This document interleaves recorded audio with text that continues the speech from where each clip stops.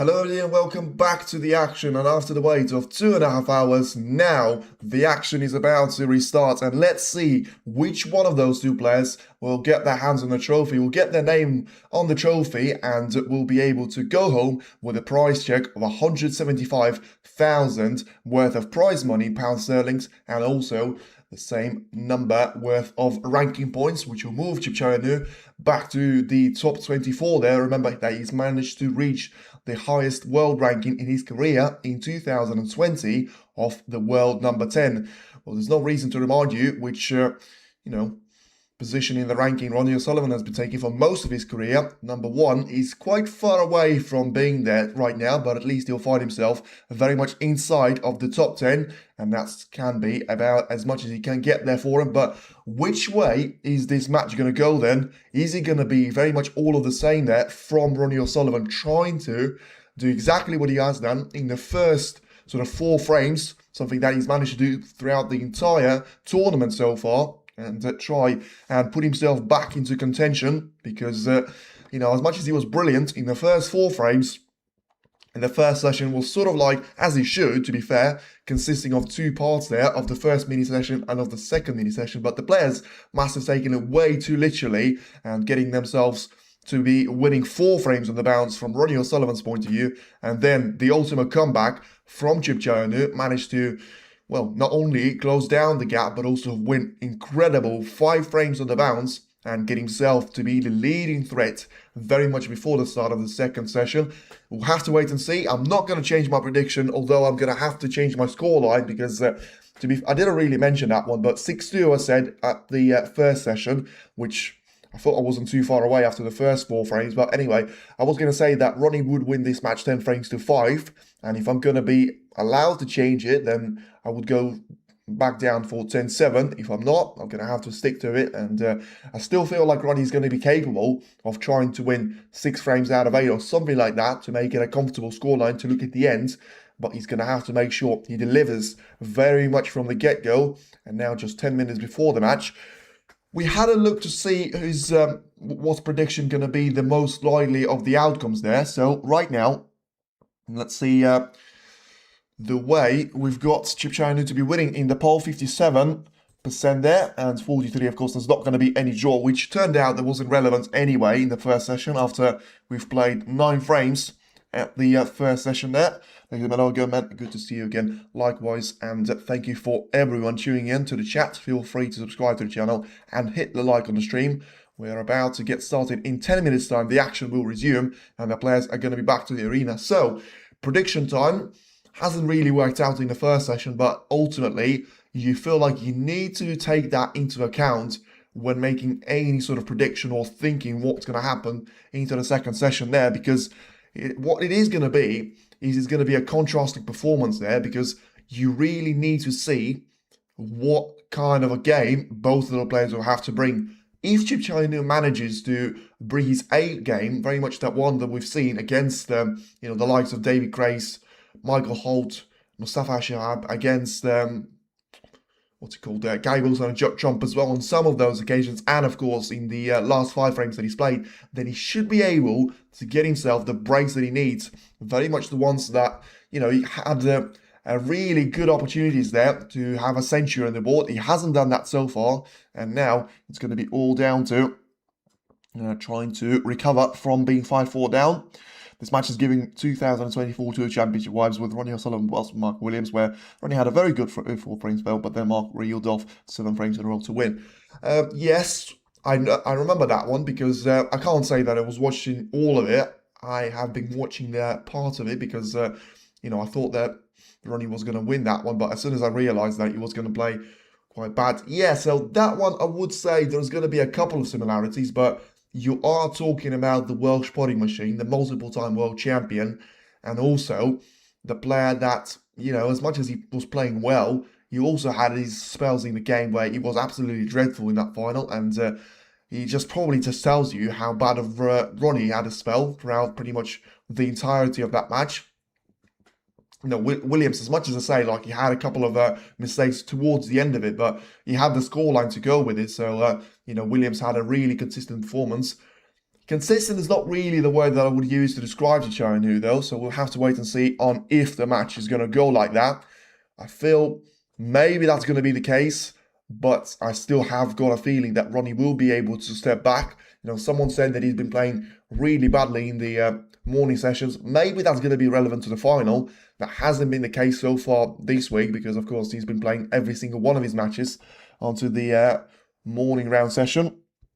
Also, when Osella was wearing a brown shirt, I remember that one because, I had a little bit of a glance at that point that I was watching. I was like, it's the first time I've ever seen him not wear something like black or white. And to be fair, it's been a while since I've seen him to be wearing a white shirt there. He always seems to be doing that in the black style. I feel like in the International Championship and in the matches against Ming-Na Chirrut and Pang Ching-Soo there that he was playing last season, he might have been wearing the white shirt, but it may be the last time that I remember it. But the person in the white shirt today is going to be the man on the mission, Un-Nooh, and can he try and complete what has been the perfect story for him so far, coming up as a massive underdog in every single matches. In every single one of these matches that he was playing, he was barely a favourite against Marco Fu in the last 16 before being the underdog in both matches against Wilson and Judd Trump. He managed to beat every single one of them and still, of course, yet to face a decider, which is something that O'Sullivan already had to experience in his match against Weezer. Also, to a certain extent, I don't think O'Sullivan will care about winning the tournament. Mortal really trying to improve his form ahead of the World Championship soon. Winning the World Open would be a bonus for him. It's an interesting point there because I've only seen this interview today and I've got no idea if it's real because of the way social media works right now. But I couldn't believe that I've seen an interview saying that before he came to the World Open, he was a bit like, I'm not going to compete in Sheffield. And I was like, wow. Because he was saying, I'm scared, like with a bit of a smile on his face. Now he's saying he wouldn't after his win over Weezer because he clearly has got a little bit of form. But the pure factor of, if he manages to sort of lose or just not get himself through to the qualifying round against Ross Muir in the qualifying match, and then, of course, get a walkover over Ishq Sinchara, beat Matthew Sells, beat Sean Murphy, beat Ryan Day, and then sort of yesterday deliver a fantastic, absolutely blockbuster stuff against Weezer, then we could have not seen a legend to play at the Crucible, which makes you very sad, but then of course very happy that it's actually not going to be the case now, and Ronnie will have loads of momentum and a little bit of form as well to try and carry into Sheffield. Of course, it's going to be the last ranking event that he plays before, very much trying to get the number 8 on the Crucible, and after being able to win those in 2022 and 2020, certainly going to have a little bit of a gap of 4 years now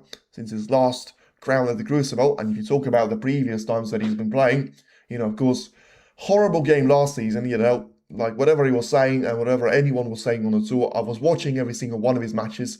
Ali Carter, he was solid at the start, but then really faded away in the end.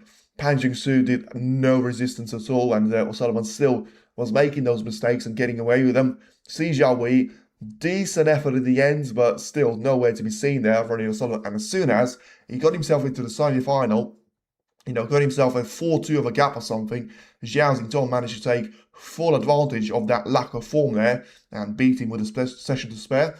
If you talk about 2024, lost out to Stuart Bingham, I think it was, in that controversial moment where the referee was trying to put the black, and Ronnie, was saying, he's not sure that he should be able to get through to the red, and he didn't play that shot.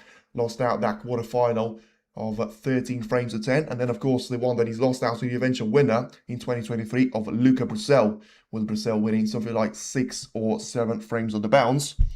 Ronnie chucked big time in the World Championship semi-final. We changed his ferrule in the first interval. Yeah, I get that, but, I mean, to be fair, it's not like he's done that the first time, and whatever he's done to that ferrule, by the way, it hasn't worked out. And yes, you could say that Zhao Xingtong was getting a little bit of a run of the ball, but he still was absolutely demolition job at that point, and Ronnie had absolutely no chance of surviving through that match. Got beaten with a session to spare, so can he try and make it 4th time lucky ever since defeating Judd Trump at the Crucible with a mesmerising performance? The way that he's managed to come back and get himself into the penultimate session was the only one probably where he was sort of struggling there, but he's managed to really, use that advantage that he had of sort of, I don't know, 16 frames to 12, something like that, and then just get himself over the finish line and get that 7th crown to be won. So Judd, the likes of Zhao Xington, Wu Yize are all going to be very much there for the taking. You know, Mark Selby has had a bit of a quiet campaign, of course, withdrawn from this particular tournament before facing Michael Holt. Could have potentially, of course, drawn Un-Nooh there to be played in the 3rd or 4th round. In the end, that wasn't to be the case with all the withdrawals that we had from the tournament. Now then, only 2 minutes to go. As I said, 10-7 for me if I could change it, but 10-5 is still going to be very much relevant there. Seems because he's not touching it all the time as he did previous time. Yeah, but to be fair, I understand that, but I never really understood. I understand what you're saying there, but I never understood the whole touching thing, because, like, the reason for you to be touching is if you feel like you're going to be able to fix it. You're not really going to be able to do that, and you know, thankfully, he got himself through the 1st round. I feel like in the qualifier match against Royce Mir, he was touching it all the time there, but he's managed to get himself into the 3rd round automatically because of the withdrawal from the Indian Ishwat Chadha, and managed to defeat Mathselt really comfortably there. So I didn't really see any touching on the tip at that point onwards, and Ronnie admitted that he was feeling the yips in his penultimate session against Judd in the 2020 century, finally not being able to push the cue fluently, really trying to hold it together. I'm not really going to say that I remember that. I remember him saying in the interview that he struggled, and him saying that Judd is one of the players that is certainly going to be aware of the factor of he can try and get back at you, whatever the gap is, but I can't really remember. Yeah, but it's understandable, to be fair, trying to equal history. You know, if you get himself into another final of the Crucible, it wasn't really the case last year, let's be honest, because of him playing absolutely horrendous snooker against Zhao Xington, and also, apart from, I feel like, really early in the 1st session, he didn't have a sniff at getting through that semi-final spot. Let's have a look at the scoreline, because I feel like it was very simple for Zhao Xington just to try and get back from 4-2 to sort of, I don't know, 7-4, something like that, and then just, yeah, so he was 3-4 down, Zhao Xington, and then he's managed to win 9 frames on the bounce. So 3-4, 4-3 is the advantage for Ronnie O'Sullivan, and he ends up the 16th frame losing 12-4. Incredible stuff there. So yeah, that was probably the worst battering that he ever got. You know, the Luca Brissell defeat was bad enough, but you know, it wasn't as bad as this. Now then, we're about to welcome the players at the Yushan Sports Center. Is he going to be the story to remember for Un-Nooh and the redemption to be completed?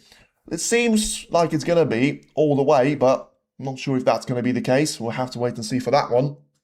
But for now, it is going to be down purely for the factor of who's going to be the first to get over the finish line in the 10th frame, and well, which one of those players is going to be able to bring their best game very much to the table. For now, you can see the schedule confirming that the match is about to start here as we welcome the referee onto the arena in a couple of moments' time. So just making sure that it's going to be all down purely to the factor of the competition still being there. You know, there's a couple of points to be made here. If Chad does end up winning, full credit to him, as much as I want Ronnie to win. For him to win 5 frames in a row is impressive when he's part. Yes, and you know, they feel like at some point you're probably going to be starting to feel like it is just meant to be there. The whole run of Un-Nooh. Sometimes it can be, you know, the final is always different, is the point that I'm going to make. And sometimes you feel maybe that's going to be written in the stars. Sometimes you feel like you get all the way to the final, and then despite having that such a good run, you're going to be stopped by someone. And that was exactly the case there. So now it's all going to be down to the World Open here to be played, and still a bit of a delay, as obviously all the spectators are going to be warned of what's happening there. Make sure there's not going to be any flashing of the camera or anything like that, and then we're about to get this one underway. So still a bit of a time there to be spent, but you know, the point that I was going to say is you need to realise it is now or never. There's no chance to get into the next session because there's not going to be another chance for you. And now here we are, about to welcome the referee, Zhang Tao, into the final. And his first session of the fight, I wouldn't really say there's been any controversial moments. I mean, there were a couple of respots that he had to do. And the one that springs to mind really was the brilliant snooker that Ronnie O'Sullivan managed to line up on Un-Nooh at the 4th frame. He didn't really need to do anything with that because Un-Nooh got that cue ball to go all the way and give Ronnie O'Sullivan a ball in hand after dropping it into the left corner. Now the man himself, the Spit King, the Formula One, the Supreme Formula One this season, is going to be welcome to the table here at the Yushan Sports Centre. And is it going to be very much revenge for 2019? He lost that match 10 frames to 5 to Watchalong, the player that he's managed to knock out yesterday. Or is it going to be the repeat of 2004 and Ronnie O'Sullivan jumping all the way to the world number 9? And he's going to have to be 6 more frames for him to be one out of the remaining 10 potentially. And now Mr. 153, as you can see behind him, is about to be welcomed onto the arena. The greatest of all time. He needs to play some of the best snooker that we've seen this season for him to try and get himself hands on a trophy for the 42nd time in this ranking event. In the ranking events, I should say. Hope Ronnie keeps his nerves no matter what happens. Yes, I do hope that, because a little bit disappointed to see there was no fire, there was no reaction, there was no belief in himself at the end of the first session, which, you know, at some point is understandable, but at the same time, you also have to put that down to probably just lack of actual gameplay, because as much as Ronnie, as there's a handshake in between the players and a little bit of a fist bump, I should say, it is now going to be Ronnie O'Sullivan to get us underway for the 10 frame. Yeah, I feel like as much as you're going to be practicing, and that's really nice that you're going to be practicing all the time, but you can never replace those unique situations at the snooker table by just trying to get the practice hours in. Sometimes you can replace them if you're going to be immune to pressure, but I feel like with Ronnie, he hasn't really got that level of technique going on. By the way, a bit of a bad start to the break-off shot. Chipchai is going to have this red available, and look at that for the start. Is he going to be a potential try and pick off exactly where he left there from Un-Nooh? Because for now, he got the perfect long red in, and he seems to have placed the cue ball perfectly on the bulb line alongside the brown. So he's going to have to try and do something about this one here. I feel like he's not going to have a chance to be potting the green, so it's going to be down to the brown or nothing. Seems to be going for the brown here anyway. Has he got it? Yes, he has. And how's the cue ball going to be? He seems to have lost it completely, and I'm not sure if he's going to have any one of those reds to try and find into the middle. And if that's not the case, then he's going to have to play a sage shot. But still, good signs there earlier on from Chipchaya. Clearly not faced off by any pressure at all from his more experienced opponent. And, well, is he going to be able to get through to this red to try and cut it into the corner? I thought he was about to play a safety shot. In the end, that's not going to be the case, but it may only be for a matter of seconds. But no, I mean, is he getting a little bit of the run of the balls once again there, because he's played another shot straight to the brown, and he still manages to get that brown to be positioned perfectly into the pocket. So the break is about to continue. Let's see how far he's going to be able to get with this one. Trying to send that cue ball down the table one more time. And once again, not ideal at all. Yeah, he's going to be very much alongside that red to be taken. So this one needs loads of backspin on the cue ball. And he's going to have to be careful in relation to those reds to be taken all the way into the left part of the table. So then what's it going to be? That cue ball to try and force through the red on the left part of the table. It's going to be a safety shot for him to take this time around, and it does look to be the case. So Chipchaya clearly realising that he finds himself in the final, and there's not going to be any sort of a point for him to be playing shots like that, which may still include for him not to be lined up on the bank. And he played a really good safety shot there, acknowledged by Ronnie O'Sullivan straight away. So let's see what Ronnie's going to be able to do here. Can he try and find the right-hand side of those reds to try and get the cue ball with a minor touch? He can't. And let's see if the free ball is going to be there. And you feel like the potential of a long shot is also going to be there for Chipchaya Un-Nooh. But I feel like today, right now I should say, he should be giving the turn back to Ronnie O'Sullivan here. He clearly feels that's not the case. So maybe he's going to be able to try and find a plant of some sort. Well, I mean, I've got no reason, to be fair, to be saying that it was a good shot, because he wasn't going to do an attacking shot there, and he's just spotted the cue ball there, Chipchaya. So I don't know why he wouldn't just sort of give the turn back to him.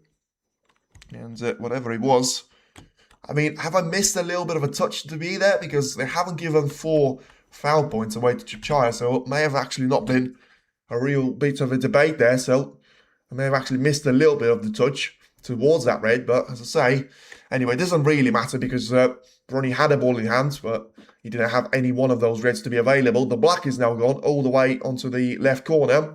So that's going to be one of the points of the table to be very much covered up. As now Chipchaya catches the red very thin on the edge and making sure that this one can go all the way there. So Ronnie's about to take the cue ball down the table here. Make sure that the red is about to be taken all the way towards the right-hand side of the table and plays his shot pretty well. Gets that cue ball close in behind the yellow, super close indeed. And I tell you what, he may have actually found himself in a snooker situation here. Good news for Chipchaya.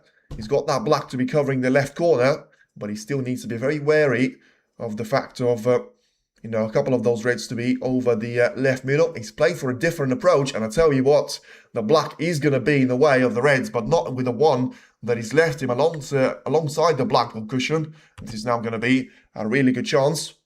So just trying to take the red towards the left corner of the table.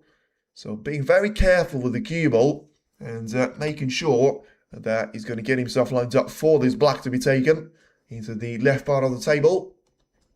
So then 5 points is the difference, and Ronnie needs to try and get up to speed very quickly, especially after the opening chance actually presented to Chipchaya there, not being able to take it to full flow.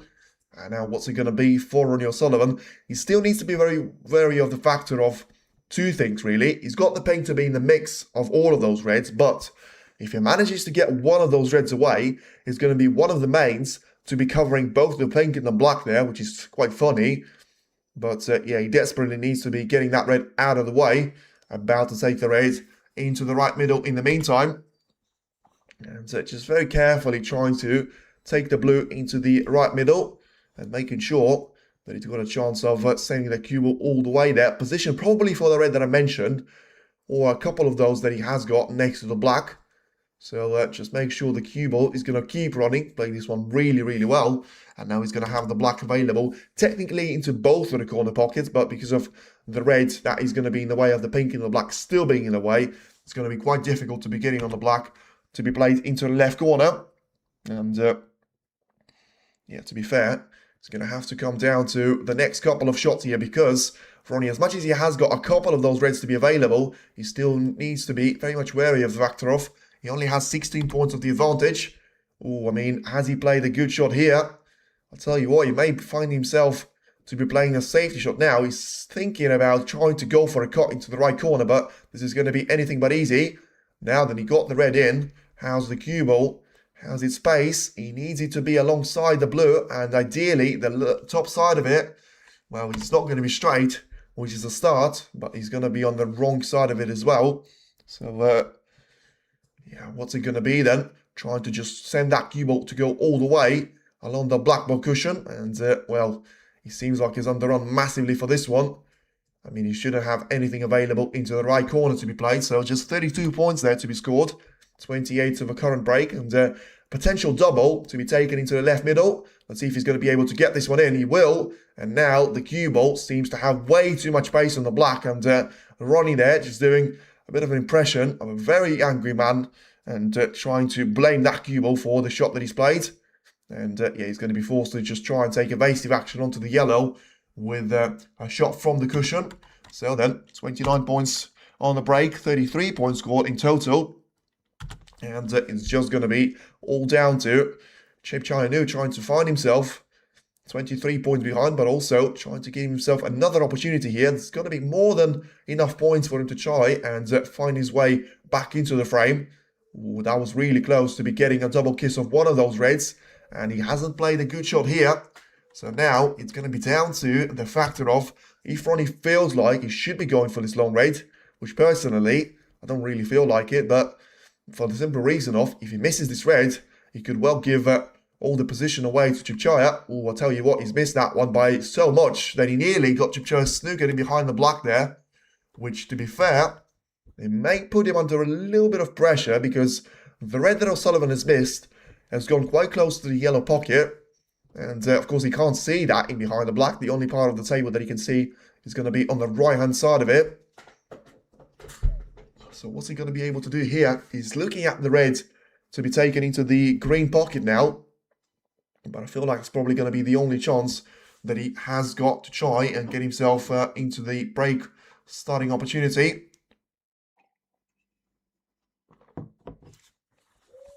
And yeah, you're going to have a look at the cue ball as trying to get this one in. So what's he going to be then on the red? Is he going to try and take it all the way into the green pocket? Well, it looks like he was playing that one in a strategic way, to be fair. But I have to say, it looks like he's very close of giving a red away. Perfectly lines up into the middle.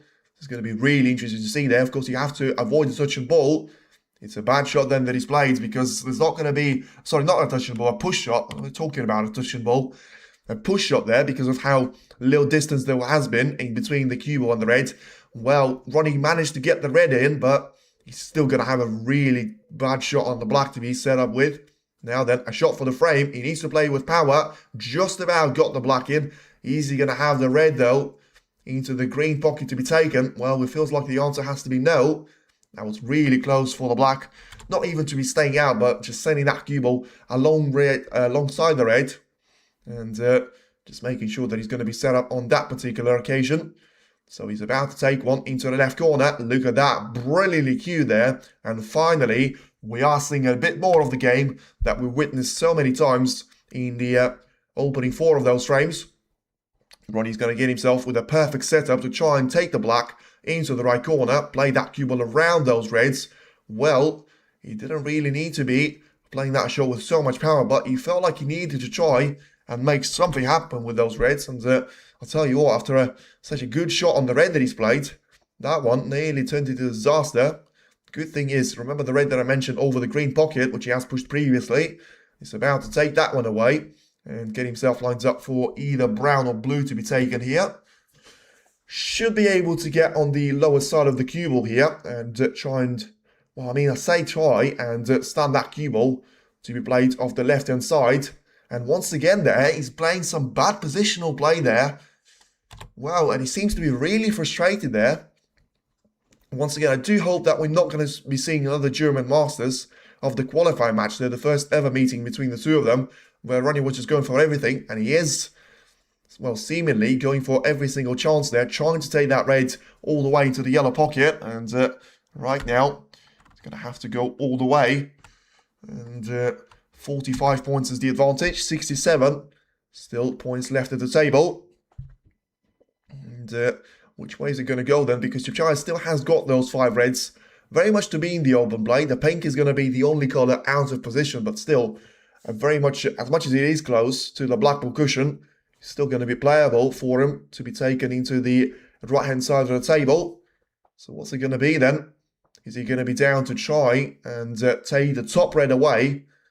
But can he see enough of that one? He should be able to see enough of that red to just try and play a cross double carefully and get this cue ball to be lined up on exactly the place that it is now. Well, he seems to be playing his own game there, Chipchaya. He seems to try and get underneath the cue ball, and this is going to send the reds all over the table. But ultimately, I mean, that was always going to be playing tricks with the devil, because that cue ball is not going to be lined up perfectly on the cushion. And now it is a chance for Ronnie to try and finally finish the job off in the 10th frame. A bit scrappy, but it's all about winning. And, well, once again, he's not going to be able to win frames if he's going to play a shot like that. Once again, a horrible attempt to be going for that shot into the middle, which usually you would expect him to put 8 times out of 10 there. So giving the turn back to Chipchaya here and trying to get the red lined up into the right middle. So let's see if he's going to be able to try and take the white all the way to the top end of the table. He seems to have done that, and he actually manages to bring more of those reds to be in play. He's going to be forced to be taking the yellow, though, into the green pocket, and still having a bit of the narrow angle against himself to try and roll the yellow in.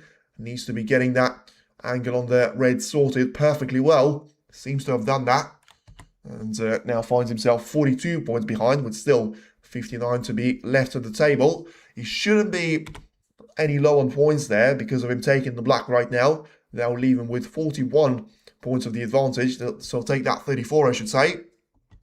And with 3 more reds available, if it is to be a total clearance, then Chipchire certainly should have more than enough points for him to try and get himself on the board for the 6th consecutive time there and extend that lead to 2 frames advantage. So once again, the red next to the blue about to be taken. Let's see where the cue ball's going to go. And he's going to go perfectly well past the brown, lines up on the yellow. And as I said, he's going to be fine in terms of points. And so if you talk about the green here, you should, well, it doesn't really matter if you take the yellow or green. The end point for the cue ball is just going to try and keep it towards the center of the baulk line, making sure that he's got himself lined up for the red to be taken into the yellow pocket. Drama since the first frame, yes, exactly. So once again, just checking his cue and making sure that he's got a good opportunity to be taking that red all the way into the left part of the table. And as I say, apart from the pink, there's not going to be anything that is going to stand in the way there of Chipchire Un-Nooh.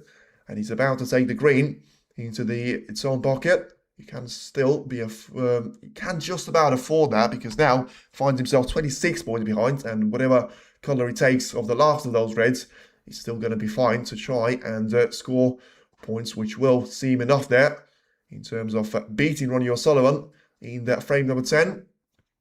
And seems to have got perfect cannon on that cue ball to try and get it around the table, around the yellow spot really, and get himself lined up for the green here to be taken for the 2nd consecutive time. So then, brown slightly out of position, pink significantly out of position, but still very much spottable.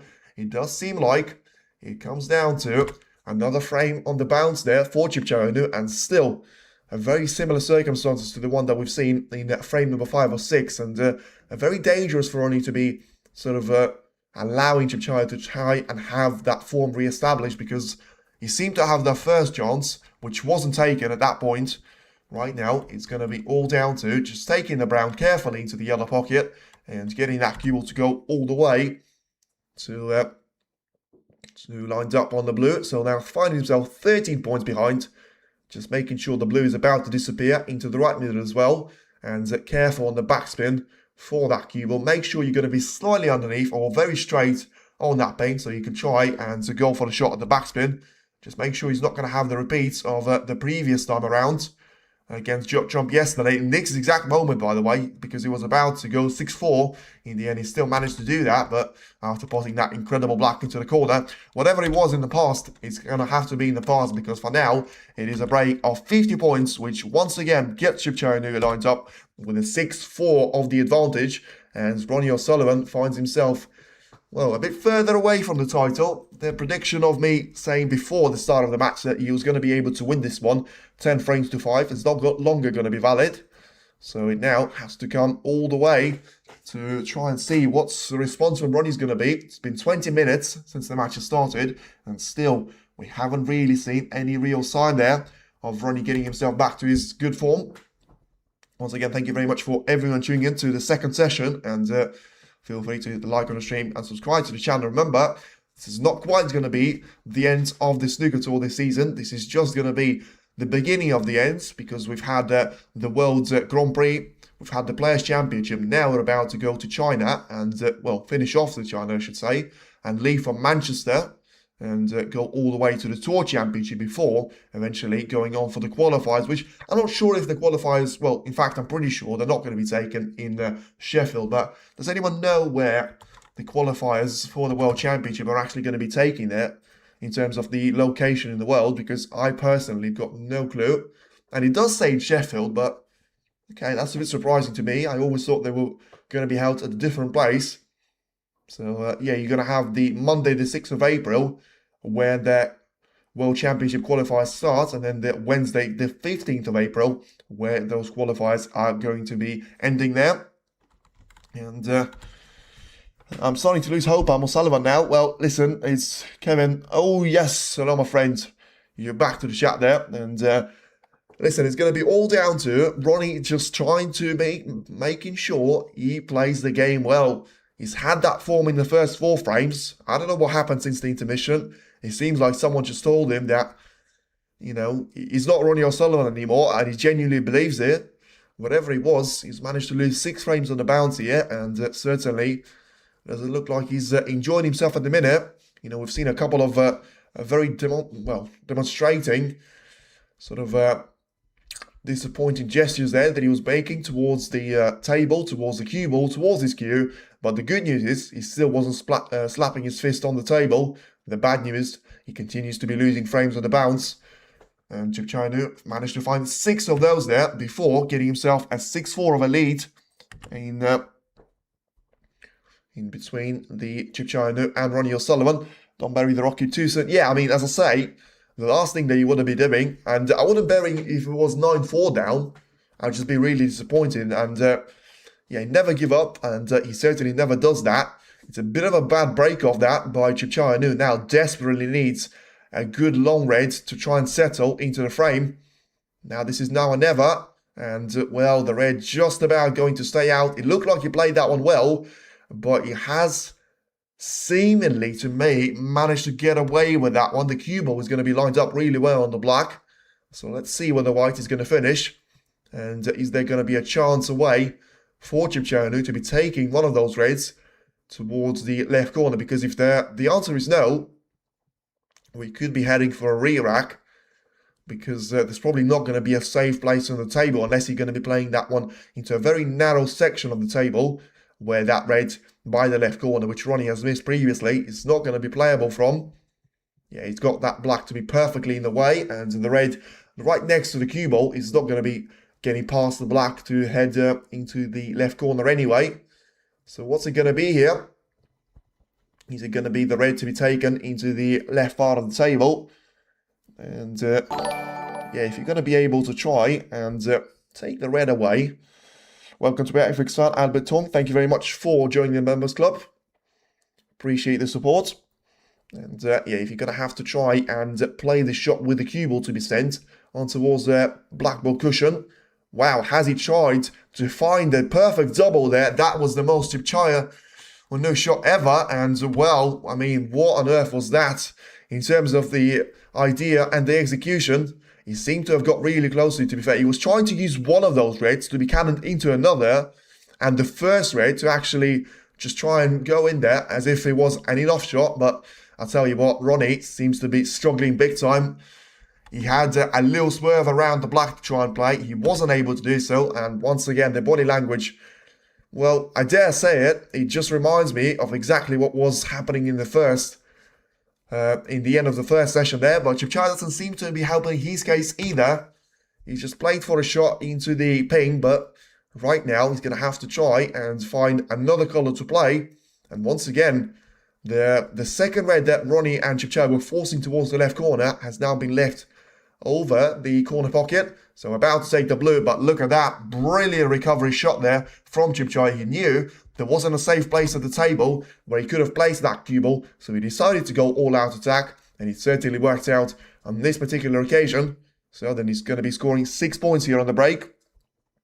And yeah, so if it's going to be the reds to be taken all the way into the right middle, I had a problem with the YouTube subscription in February. As I said last time, I had to explain to you, but later never came so far. Nah, it doesn't matter. Listen, it's one of those things where it's thank you for tuning in. You know, it's only the start, and it's been a great 9 months of snooker. We're about to get to the end point of it. So if you feel like doing it, and if you can't, then, you know, don't worry about it. It's not like you're going to be forced to do it. And just hitting like button and subscribing to the channel and actually tuning into the streams is going to be just about enough of a contribution. And I tell you what, talk about contributions. I feel like right now, Un-Nooh is playing really well. Thank you very much, ladies and gentlemen. There's your perfect jinx. I should be using that one more often. Just as I say, he's playing well. He's gone for a shot into the middle, and he's missed that red altogether. Well, a bit of a weird miss that, to be fair, because Un-Nooh didn't have to play that shot with so much power, and it was the power that killed that red and bounced it away from the jaw. So Ronnie's now going to try and just nudge this red towards the left part of the table. And well, Un-Nooh's ranking 39. Yes, so he's going to be jumping towards world number 30 right now as it stands. But if he's going to be winning this tournament, he's going to jump all the way to be overtaking and joining the likes of Elias Lesser, and I can't remember the second name, Yuan Jun. No, that's the world number 30 that he is right now. Anyway, Elias Nessa and be the world number 22. For now, Ronnie's played a really good shot trying to get those reds to be working for him. I still feel like he needs to be taking a couple more extra shots, seconds there on those shots, because he seems to try and re-establish the flow, but once again, the thing that he needs to be focused on, he finds himself 2 frames behind, and that's the first time in this match that's going to be the case since the very much the frame number 6, which seems to be like a long way ago now.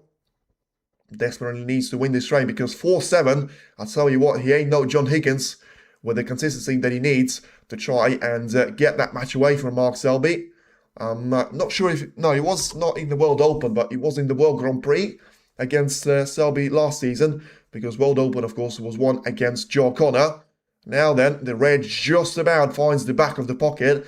Ronnie O'Sullivan found himself in a bit of a tricky situation there previously, but managed to get this one to just about drop because of, once again, the lack of the power added to that red. And once again, I mean, he's playing those shots with all the power and with all the pace that he can, trying to get those reds to be disappearing into the green pocket here.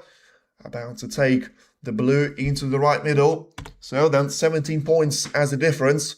Remember, that gap was down to 40 points or something like that in the previous frame. And Ronnie, once again, I mean, it seems like he's genuinely not taking any prisoners, and he's going all in on this one, taking that blue and sending the cue ball all the way into the reds. Now, and let's see if he's not happy with someone in the crowd, because he did give a bit of a look to someone, but whatever he was, he's now going to be back and on the way. But the interesting thing is, he's played such a risky shot, but he's got absolutely everything spot on there. And as much as he was down to luck, you know, he's pushed one of those reds to go over the black ball cushion, but he's managed to find the cue ball to be exactly alongside it. So now finds himself trying to take this red away and into the right corner, and leaves him nicely lined up with 31 points of the difference. So looking once again at the shot at the black about to be taken. So he's got a couple more of those reds, one at the lower end of the table and one slightly higher than the blue ball spot. So he's going to have a little bit of an issue trying to take that black all the way and getting himself lined up for this red. Because, yeah, that's the thing that I was talking about. Was always going to overrun slightly because of how much of the angle that he had. And making sure that he is going to concentrate on the pot success a little bit more than he has been doing so far. So 39 points as a difference. Just trying to take this black all the way and into the left part of the table. Now, don't tell me he's going to have 3 of those reds to be in the way of each other. He seems to have played that shot pretty well, but he may well have to go back to the red, which is quite fortunate to be having over the green pocket. And he came away with that previous shot that he's played. I'm really surprised how he managed to get 3 of those reds to be far away from each other and still somehow to be in the way of one another at the same time. Plays that red really calm and composedly there. So 47 points now is the difference. Needs the blue and the red, and he should be getting himself lined up for 52 points of a lead right now, with 59 on the table. So just the red to be taken, and then it is gonna be very much down to 5 frames to 6 for Ronnie O'Sullivan to be playing, getting that cue ball to run around the bulk part of the table, and getting himself lined up for the brown once again to be taken. So needs to be taking this one very carefully, and once again just using the entirety of the pocket to try and roll that brown in. The fact that he didn't have loads of power certainly helped on by the fact of being able to sort of stick to that break. And of course, with the brown disappearing, there's not going to be any point for Chipchaya to be coming back to the table in this particular frame. And it's now going to be finally the break of 70 points, the first one that we've seen ever since the first mini session there. Way down the rankings now in terms of its relationship to what's happening at the table, because, you know, 6 frames on the bounce is always going to be costly unless you got a 9-0 of a lead or something. But sometimes, you know, just ask Neil Robertson in that English Open match against Weezer. He said himself that he was feeling the pressure after he was around 6 frames or so, that Weezer was able to win on the bounce. But at the same time, Robertson did have the ability to get himself over the finish line and win that final by 9 frames to 7. So then, once again, carefully taking on this one for the blue. About to get himself lined up for a 6-colour clearance, and it could still be another century break there in the making, because he's about to take it to a break of 89 points. And just carefully watching the green. trying to make that one disappear as well. Making sure that cue ball is going to get around the brown here. And trying to get himself lined up for a shot to be taken at the blue, which is going to be the shot for the century break there. Once again, lovely little control of the white. And Un-Nooh is going to be feeling a little bit nervous because, of course, he must have forgotten what it feels like to be very much sitting down for the entirety of the frame. Well, he needs to be sort of used to that feeling for now, because that has been the exact demonstration of what Ronnie O'Sullivan can do to you.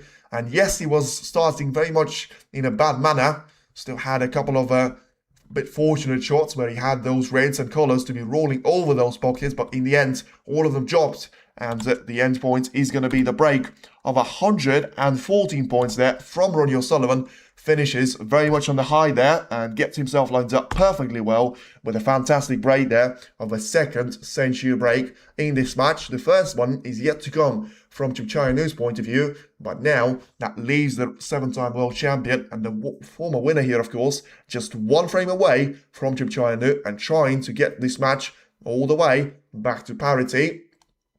And yeah, thank you very much for everyone tuning in, by the way. Feel free to hit the like on the stream and subscribe to the channel. Now, which way are the remaining potential 8 frames are going to go then? Because we've now got 5-6 of a difference in between the score lines. And what's it going to be now?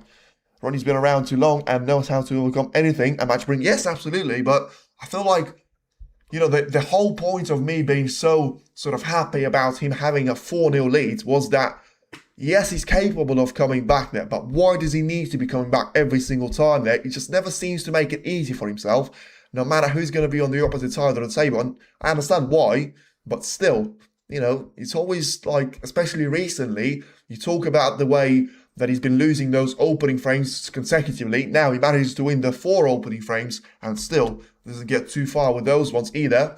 So if you talk about all the ranking finals that he's managed to achieve there, the Saudi one was, well, there was one of the strangest finals that we've seen all season there because of how much of a comeback there was from Ronnie O'Sullivan to try and force that match to go the distance.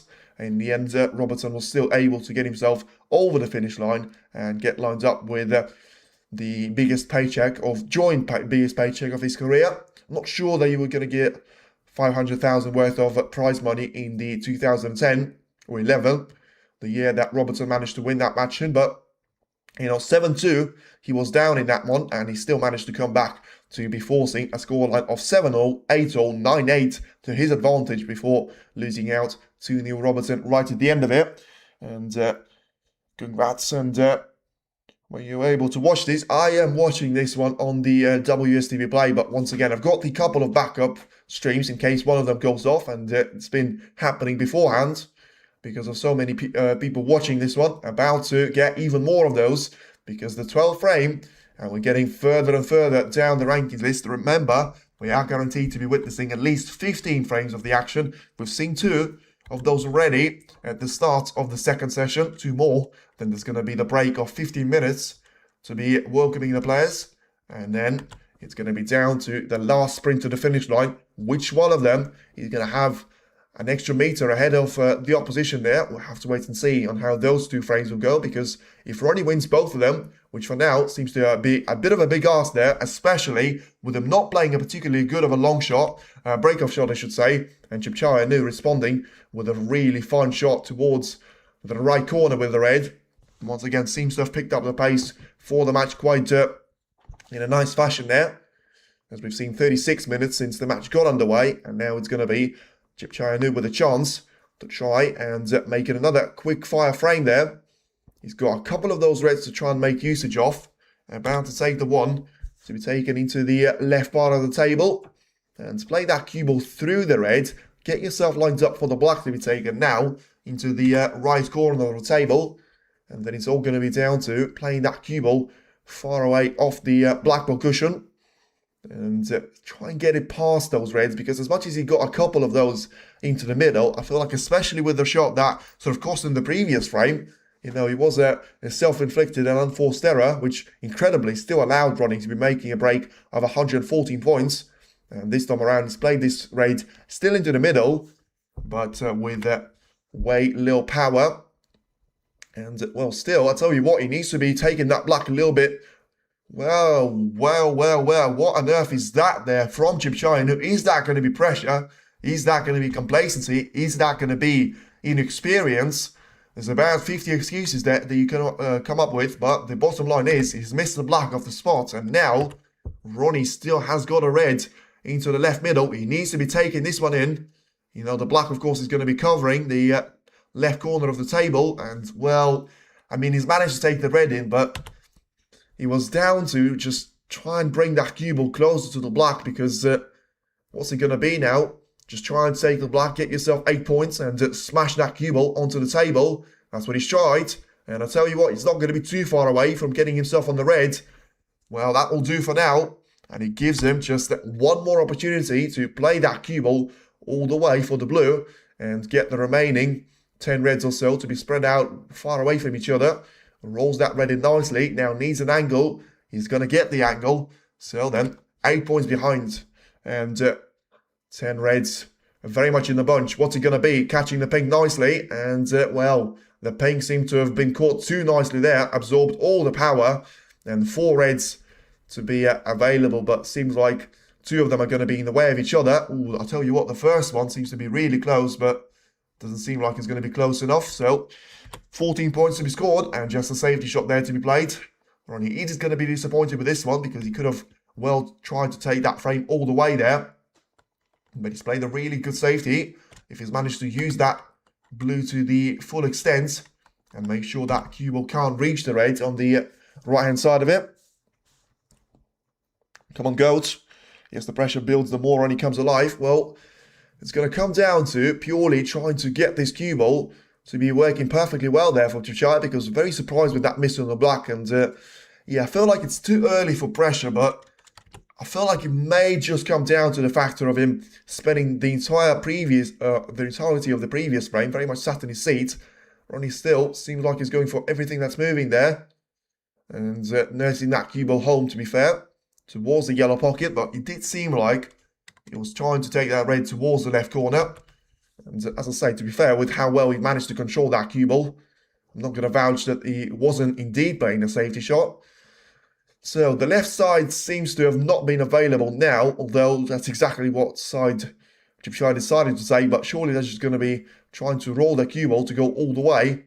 Oh, I mean, he's trying to take that white a long way around. It's a really good shot there, to be fair, as much as he hasn't managed to get that cue ball just about to creep in beyond the bulk line. It's still, he keeps the white to be safe. It doesn't leave anything easy away for Ronnie to play in terms of the attacking shot, but even in terms of the safety, he needs to be absolutely spot on there. And I say spot on, the left-hand side is covered up now by Ronnie, and he seems to have finally completed the mission of trying to get both of the parts of the table to be covered up. Whatever you say about Ronnie, I mean, he feels like he's being coached by Mark Selby right now. His safety has been so good, apart from those late frames in the first session. And, well, surely Chachai is not going to be making the same mistake again. He's paid for that price in the previous frame. Oh, I'll tell you what, this is going to be close. And is Ronnie O'Sullivan going to have the chance to try and roll that red into the corner? Chachai managed to avoid giving away a foul shot, but he may have to pay a bigger price here. I say a bigger price. You know, he only has one more red apart from this one available, but still, at least it gives him a chance. So what's it going to be? Is he going to be playing this shot as a safety? He's tried to take the red. He's managed to play it into the corner pocket. Now, where's the cue ball going to finish? He's going to finish perfectly well on the yellow or the green. So then, what's it going to be? And is he going to be just down to try and take the yellow away to the left-hand side of the table? And playing that cue ball all the way nicely along the side cushion certainly helped. So then, green or yellow, what's it going to be?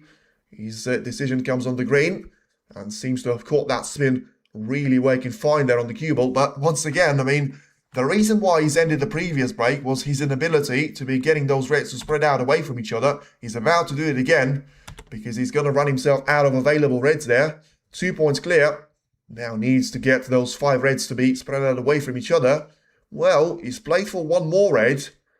So it should be the one closest to the pink, to be fair. But once again, I mean, it's not really the one that will open the floodgates for him. And just trying to buy this time and get a couple of more of those points. Well, I'll tell you what, this is going to be interesting now. He got himself lined up closer to the pink than the black. Maybe tactical, but doesn't really want to be playing the shot with too much power. So he's trying to bring the cue ball down the table. Wow, he's reluctant now to be sending that cue ball into those reds. Something that you very rarely see from Ronnie. So he's playing for the more difficult reds to be taken along the black ball cushion. This one is going to be far from easy. He's managed to take it pretty well, though. The problem is, I mean, as much as he's going to be in a little bit of a denial there, he still needs those reds. And he still needs that cue ball to be heading into those reds, because even if he takes both of the reds along the black ball cushion, he's still not going to have enough of the points of an advantage. Now, he's played that cue ball to be sent into reds, and I'm waiting to see if he can get through to the one into the left middle. I mean, what the hell Camera is doing there? Why is he focused on Ronnie's face when he's taking a shot on there? And, well, the red haven't seen the red disappear, but because Ronnie has gone to play the black, it seems like, you know, the red has disappeared there. So, don't know what was happening there. Anyway, so he still hasn't managed to do the clean job, but at least he manages to get those reds to be in the open play. And now it's all about trying to pick the perfect spot. Now, talk about the perfect spot. Wow, what a brilliant positional shot that is. And, well, let's see if there was someone in the crowd distracting him. Once again, it's happening from the left-hand side of the table. So hopefully that's not the case. And it was just something that Ronnie has spotted there. But whatever it was, now he's certainly been able to find himself in a really good position, trying to take the black away. And he finds himself having a 40 points of the advantage. So just take this red into the left corner, get yourself lined up for the black for one more time, and then you should be able to get yourself 48 points of a lead. So it's going to come down to one more of those reds to be taken. Doesn't even have to worry about the position of the black there. Just needs to roll this red in, and then the thing about it will be taken.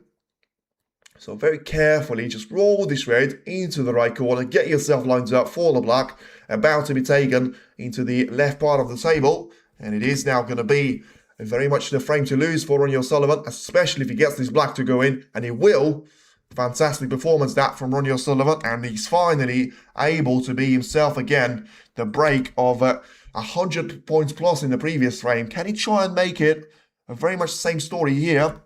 Well, I'll tell you what, he can. He's got just about enough points for a century break.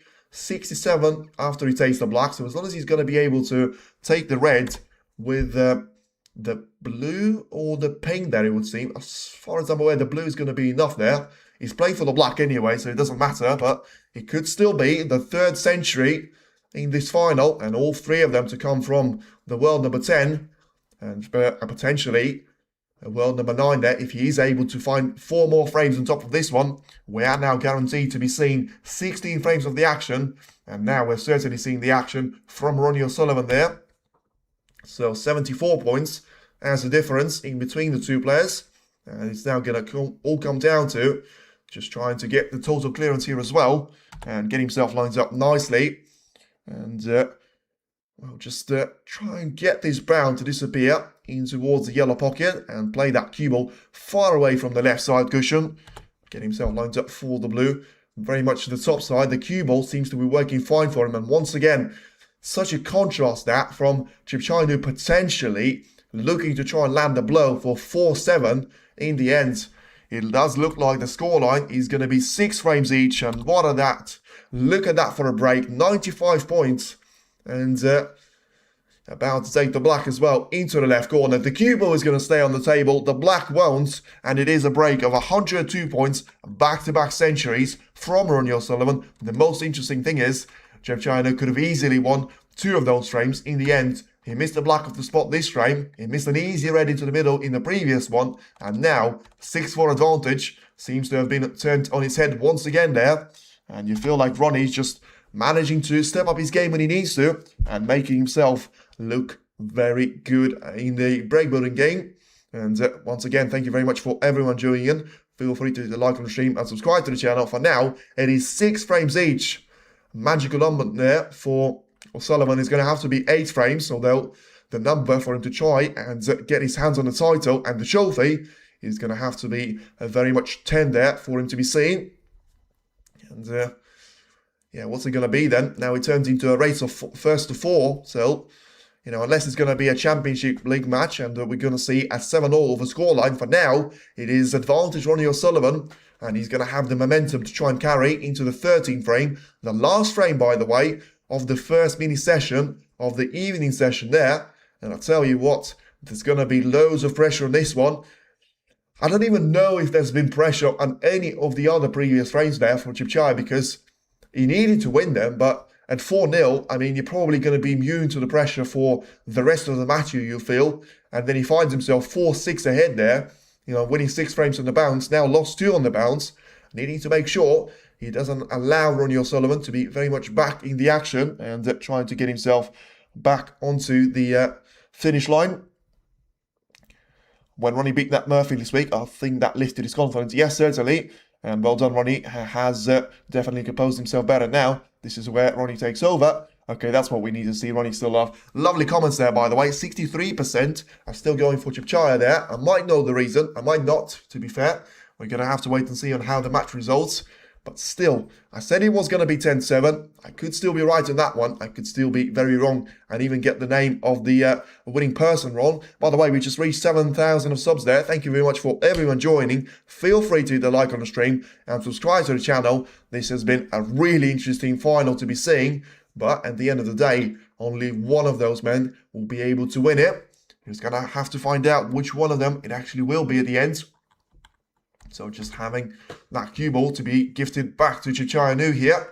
And trying to see if the cue ball is going to be obeying the laws of physics there. But ultimately obeying the laws of Un-Nooh here. He needs to try and get himself back to the winning ways. And also he needs to try and get himself lined up with something simple. Something that so far Ronnie O'Sullivan hasn't really been leaving on the last couple of frames. And, Chipchaya seems to have very much the starting point to be sorted, but starting from that point, that's where he seems to struggle. And the red is going to be missed by Ronnie O'Sullivan, but still, well, he could have got that cue ball further up the table. Now, another chance to be given away here for Chipchaya. And O'Sullivan, whatever he does, he can't really afford to be bringing those chances all the way towards Chipchaya. Although, for now, you feel like, yeah, the moment has got away from him slightly. You feel like the momentum has swung as well. Ronnie O'Sullivan now is going to be coming back to the table straight away. Chipchaya just seems to be off the pace. Not usually, always, he seems to be taking that red with his eyes closed and taking it into the right corner with a mid-range shot. Now, he's going to leave an easy red available for Ronnie O'Sullivan. And I'll tell you what, you can be using that as a tactic. And I'm not even kidding about it. If Ronnie's going to be going for every single long shot and just trusting that he's not going to leave anything easy away to Chipchaya, it feels like he's not going to be able to do anything with difficult shots. And right now, he sets himself up with a position to be his for the taking yet again. Just trying to carefully take this red towards the left part of the table. He's going to have that red which Chipchaya has missed over the middle. Seems to have tried to keep that one away for now because of trying to stay on the black, and the right middle being quite far away from the black. And he's going to try and keep that cue ball on 4 of those lower reds. He's about to take the 3rd one. That will free up the 4th, and ultimately, he could still try and give a little bit of the punch towards those reds. He's managed to do so, and I'm not sure he's actually done himself a lot of a favour. It seems to have just compromised the cue ball a bit more. And despite him having the ability to try and take the whites all the way towards the black here. Let's see if he's going to be able to get himself lined up for the reds. It's a great shot there that he's played, as long as he's going to have a chance to try and take this red into the corner, and he does have that chance. Well, I'll tell you what, I mean, it's probably the wrong time to be thinking about it, and we've seen Ronnie O'Sullivan back down of that attempt in his match against Weezer, but he is going for all reds and four reds and 4 blacks for now. So he's got one of those reds that he's pushed over the side cushion. So to be fair, probably it's not going to be worth thinking about. He doesn't have the perfect position, and he still hasn't found himself ahead in this match ever since the 8th frame there, which has been 4.5 frames ago. Surely not a 147. Well, I'll tell you what, pockets are the biggest I have seen for a while. I'm going to disagree with you on that one, Kevin, to be fair. I feel like they've been pretty unforgiving, to be honest with you. And I'm going to disagree with you on that one quite heavily. 147 running. Nah, come on, get yourself calmed down. He's on 40 points, so he's managed to take 5 of those reds, but I guarantee the second that he's going to finish with those ones on the lower end of the table, he's not even going to bother about bringing that cue ball all the way down the lower part of it. Okay, happy. Yeah. Let me know why you think so, because no, they've been really tough on the players to me. Like, it's not been quite as bad as Northern Ireland, but it's been really close to that standard. Like Champion of Champions, and no, not Champion of Champions. Sorry, I'm thinking of that jumping to me. By the way, that 147 dream is over. Ronnie's already tried to play for the blue, and he's not clearly gonna be bothered about it. Finds himself ahead in the match for the first time since the 8th frame, as I say, and looking to make sure he's going to be able to convert that into a frame-winning break and lead himself into the intermission with plenty to discuss there and plenty to analyse for himself. Just make sure he doesn't leave at the practice room whatever he's done in the first session, because once again, having that 4-0 lead and the intermission ends, and all of a sudden, it seemed like it was going to be the end of Ronnie O'Sullivan at the same time, and really happy that he managed to get himself back to the decent standard of the game. And I say decent standard, I mean, technically, he's still potentially going for 3 centuries on the bouncer. That's certainly going to be a decent standard. You know, he's had a dreadful start to this session with the 10th frame, losing out pretty much one-sided once again. Behave yourself, chat. Won't be thinking about 147. I'm pretty sure that you were the one that actually said it as well, but I do love the banter, so, you know, I'd do the same thing, you know. If everyone shouts it, and as soon as, you know, you get that one wrong, you say that's everyone be shouting apart from yourself. For now, he's about to get the pink into the right middle once again. So 69 points ahead. Just making sure that he's going to have the frame wrapped up, which he only needs 1 more red for. That will get him a 70 points of a lead with 67 points at the table. 2014 well show. But yes, I feel like you're talking about the maximum break that he had against Ding Junhui. And I feel like that's the one that he said was his favourite maximum. And he was saying that the quickest one was probably the worst one, because he was pretty much nervous on every single shot that he was trying to get down to. For now, about to take another raid into the corner. Well, and we got another Apex fan there. Thank you very much for subscription, and I appreciate their support. So feel free to join the members club if you want. We already had 2 of those, so thank you very much for all the support there. Much love. And I can't read the name, unfortunately, but really appreciate that. And yeah, getting that red to drop into the right part of the table. So very carefully, just trying to nudge the pink towards the left corner. I tell you what, he's got 3 quite difficult reds to be taken. And for now, he's about to give the little nudge towards one of them. So 92 points is going to be the break. So just make sure you played with a black, and naughty Ronnie there could have easily played that red for the black to ensure that he'll give 3 centuries to the fans back to back, one after another. And for now, he's going to have to take the pink, and therefore, he's going to get himself lined up with a red. Oh, he's played a bad shot there. I mean, whatever you do, Ronnie, make sure you get the century on the board.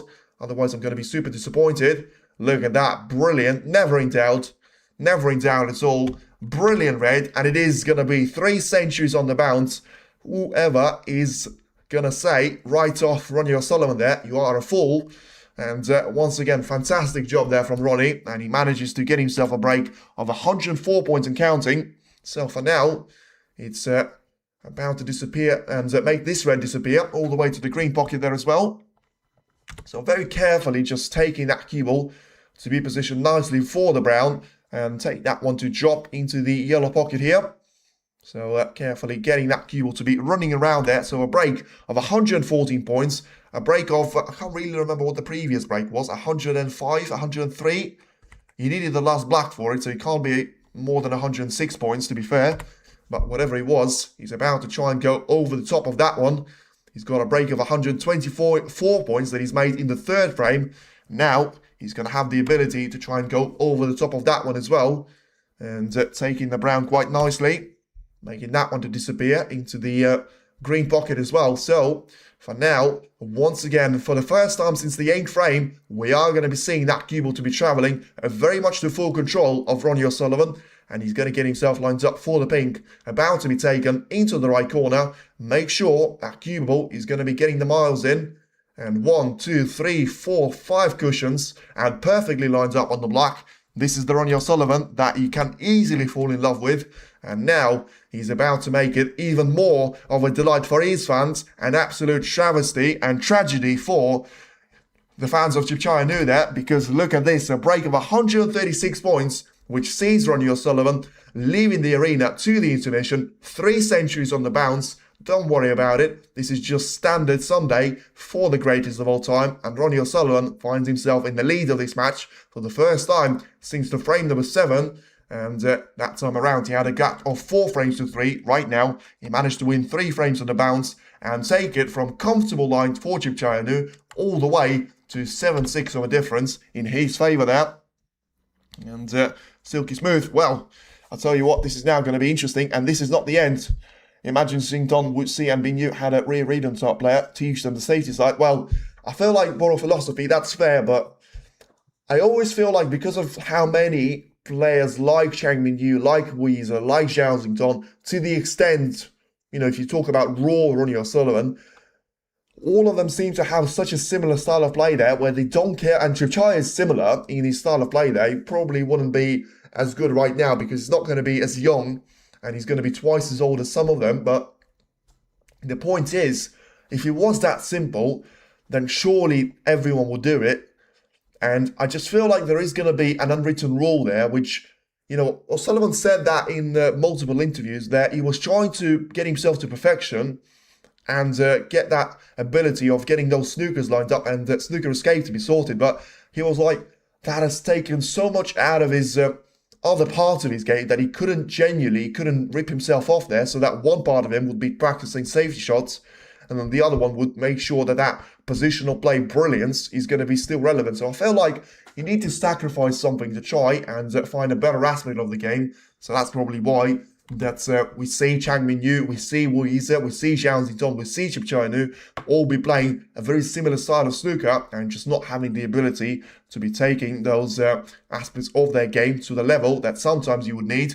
By the way, for now, thank you very much for everyone tuning in, and feel free to subscribe to the channel, hit the like button, and the Tour Championship, ladies and gentlemen, after we finish 4 more at least of those frames of the incredible action and finally find out the name of the winner. Sorry, 3 more. And I mean, Ronnie has managed to take the last 3 frames with so quickly. You still can get a little bit of a flashback that he finds himself 6-4 down, and then you have to bring yourself to the reality of him having a 7-6 of a lead there. So let's get through the chat there as well. Very true, which is also why Mark Selby is the most consistent player for me personally, especially as Mark Selby has been the biggest, you know, when you're a kid, has been by far the biggest player that I hated. But the older you are, just bear with me, the older you are and the older you get, the more you appreciate someone like Selby, because he's an example of an incredible professional, of an incredible sporting person, and just a brilliant human being altogether. Yes, he's a human. Yes, he's not a robot. Yes, he's got a couple of those moments that, you know, you may have not wished to have there, but every one of those professional snooker players might have them.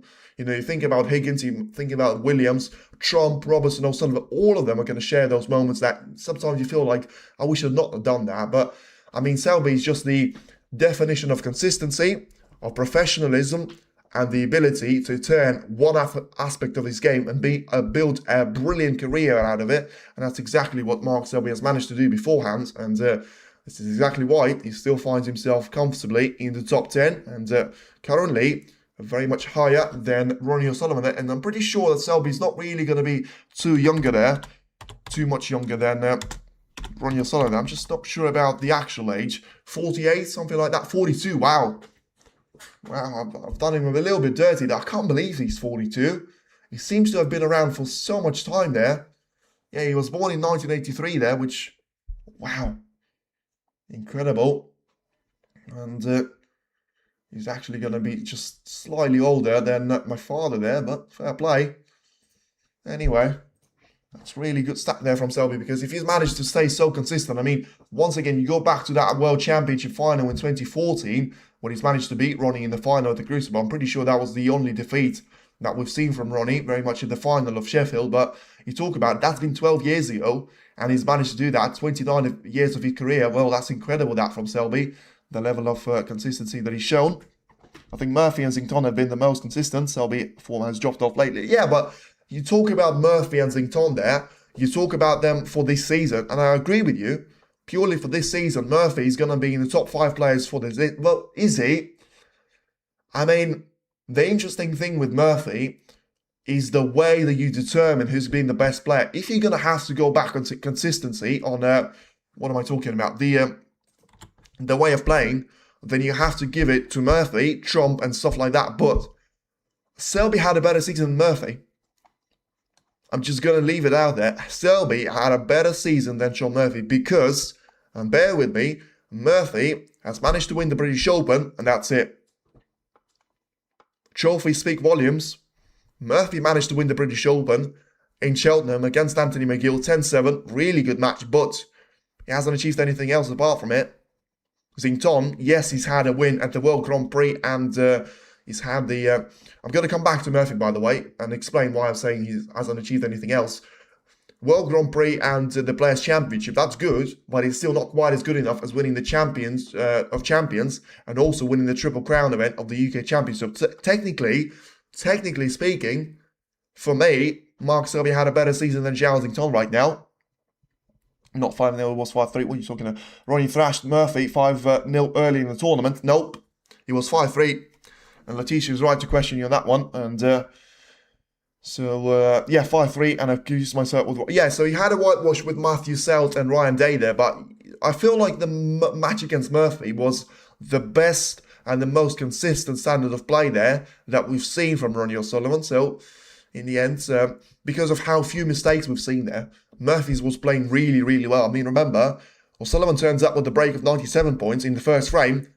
Murphy responds with a break of 138 in the second one, and that was pretty much the story of the entire match there until Ronnie finally managed to see a little bit of a drop-off and a couple of misses there from Murphy, and he was able to take the 7th and 8th frames away from him and get himself lined up very much to the quarter-final.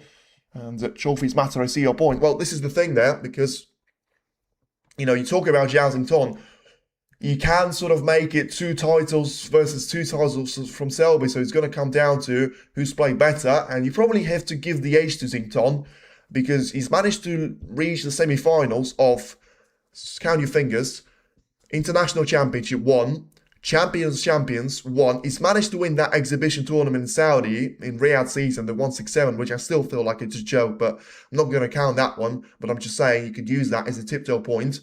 And then, what has he managed to do ever since?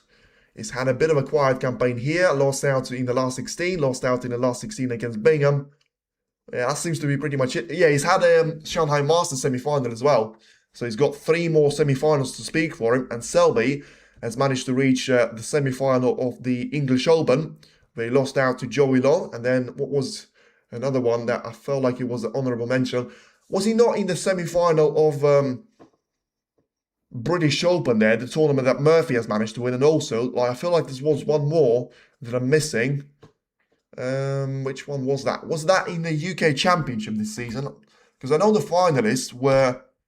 No, he could not have been in the semi-final because... or could he? UK Championship. Who was in the semis there? Because I remember he was playing against Murphy. Oh, yes, he was. Yes, so Murphy managed to get himself into the semi-finals of the UK Championship there. So there you go. So, yeah, it's a bit fair and square. I feel like you may have to give it... well, I mean, I was going to say, you may have to give the edge to Selby, but I just found out that he managed to win 2 tournaments one after another, same as Xington. So, yeah, let's see the way that either one of them is going to be able to perform at the Crucible, because for now, I feel like it's been a complete 50-50 there. Although on paper, you may have a point that Xington had a better tournament there. I think Chang Min-Yu is going to be the draw. No one wants this yet, the World Championship, if he makes it. Chang Min-Yu. Is it though? I mean, have we heard anything from Chang Min-Yu ever since that thrashing of Chris Wakeland? I know he had a fantastic win against Murphy, but that's 4-0. I mean, have we heard anything of Chang Min-Yu? The thing about Chang Min-Yu is the thing that I was saying last year about Weezer. He needs to win first, and then he's going to be put into that equation, because I get your point, is that you would prefer to have someone else, but is he really going to be that much of a threat in the 1st to 10 format? I feel like we haven't seen him tested in those circumstances there. You have to say Chipchaya will be. You have to say Weezer will be. you have to say Zhao Xingtong will be. You have to give it to the likes of, I don't know, who's been the standout performer that we haven't really expected this season, that hasn't dropped off the form badly. Wakelin, unpopular opinion, potentially. Didn't play this tournament, but had a really good campaign in a couple of tournaments before that. So you're already at 7.07 subscribers. Good. Let's try and reach the number 8 there before the Crucible on Ronnie O'Sullivan. Hopefully, yeah, we're gonna have to. We've got to have a forfeit for the Ronnie O'Sullivan to win his 8th title, by the way. And yeah, if you've got any brilliant ideas, let me know. Because if Ronnie wins the 8th crown and he makes it 8 Masters, 8 UK Championships, and 8 World titles, I am going to be there for the forfeit. And we may do the thing where top comment chooses what it is going to be, but I'll tell you what, it's going to be real fun to be seeing there. And yeah, I think Chang Min-Yu. Yeah, well, about Chang Min-Yu there, what's it going to be? And let me just get this one sorted there. Letitia, I see the sign, so thank you, Letitia, there. Appreciate that. And we're just going to do it the easier way. As much as I also love Mark Williams and his overall temperature and form, I just cannot stand the sound of this Q-tip, to be honest. No, Ronnie won't be at the Tour Championship. Yesterday, there was an official, well, it wasn't an official confirmation, but it's been known now for a couple of days that it is not going to be playing in the Tour Championship, and he's going to be playing at the, I always forget the name, it's going to be a tournament in Ireland featuring Mark Williams, John Higgins, and Stephen Hendry there of semi-final. So it's going to be down to 4 players straight away, first to 6, and it's going to be a tournament to commemorate memory of the great commentator and the legend of the game, John Berger, which has sadly passed away last month in February. And yes, and about the Mark Williams, I have to say, sometimes I don't really like to be watching the snooker matches with audio, because all the ones that I watch are going to be on the main table, so then you're always going to have commentators speaking over, and I prefer to, simply because of analytical point of view. You know, I like to hear the points sometimes, but when you're watching the match and you're not invested, so you're looking from, not going to say an expert point of view, but you try to analyze what's going on there, you just want to make sure you've got your own opinion to stick to, and you got just get easily influenced by other people talking, and just because you actually know that there are going to be proper experts out there. Ronnie can always give you surprises. Yes, and that's been the story of the match so far. You know, 4-0 lead that he's managed to convert into 4-6 of a loss, and then still take 3 frames on the bounce. I mean, if you chub Un-Nooh, by the way, I mean, this is why you cannot coach stuff like that. And how on earth, and you're going to tell me that you're going to be able to do all of this in a practice room? No chance. Never in a million years are you going to be able to prepare yourself for the mental check there of trying to realize that even when you're 4-0 down, you could find yourself 6-4 up there. And when you're 6-4 up, you could find yourself being 7-6 down, and God knows how the match is going to finish. It could still be very much 10-6 of a win. It could be a 10-7 of a win. Either way there. I have to wait and see on that one.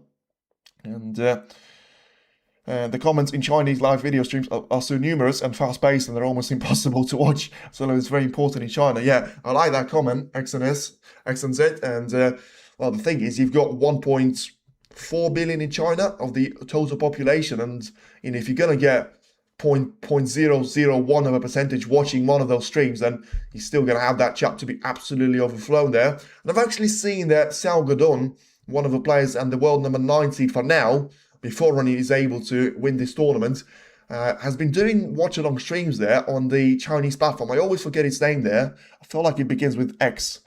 So match starting roughly 7. Yeah, it's going to be down to the last couple of minutes there, because the intermission has been going for a while. Yeah, it should be down to just 5 minutes more, and then we are going to get the players to be coming back to the table.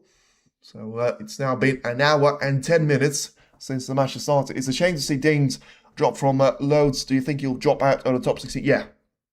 Unpopular and really sad, but I feel like Ding, I'm not sure that he's now in the top 16, you know. He's been in the UK Championship final, and I know he's not going to be in the top 12, because Ronnie was in there, so I'm not sure if he's even in the top 16 right now, you know. Yeah, he finds himself the world number 14, so he's 120 points clear, 1,000 worth of ranking points clear of Stuart Bingham, and even more clear of Jack Lisowski and Jack Jones. Jones, by the way, is going to be absolutely in the horrors, because he's managed to make it into the final of the World Championship, which gets you 250,000 worth of ranking points. For context, he's got 400,000 right now, and that's with 2 years. I mean, you take 250,000 away from that, and he's going to be all the way down to world number 45 against someone of Luca Brissell. Wow. Literally, if you take 250,000 worth of ranking points from Jack Jones, he's going to have exactly the same amount as Luca Brissell. He's going to have 100 points less than Luca Brissell there. That needs studying, and that's a screen that is worth taking. Wow, Luca, what on earth happened to you? Such a good win in Sheffield in 2023, and you fast forward 3 years, and he finds himself the world number 45 there. And still, by the way, like 20,000 of those ranking points are going to be based off the tournament that he had in the English Open, where he got himself to the quarterfinal stage. I mean, that's a drop-off that needs studying. That's Nick Kyrgios of snooker. Wow. Sometimes, you know, the players are, by the way, are making their way back onto the table. Sometimes talent without dedication and without perseverance is going to mean absolutely nothing. And Luca Brissell is the perfect example of that. As much as it's sad and it's really difficult to put into words, well, listen, that's the reality. You know, Matthew Seltz has been saying that he needs to try and give him a little bit more of time, but you feel like it's been 3 years at the start of next month, and well, it's been, yeah, as I say, a bit of a sad point that the career of Luca Brissell has got, and I just feel like, hopefully, we're not going to be seeing the same to go from Zhao Xingtong and Kyron Wilson. They already managed to do a lot better after winning their respective World Championship crowns. But now, Ronnie O'Sullivan is about to get us underway for the frame number 14, getting that cue ball to go all the way down and carefully making sure it goes all the way back.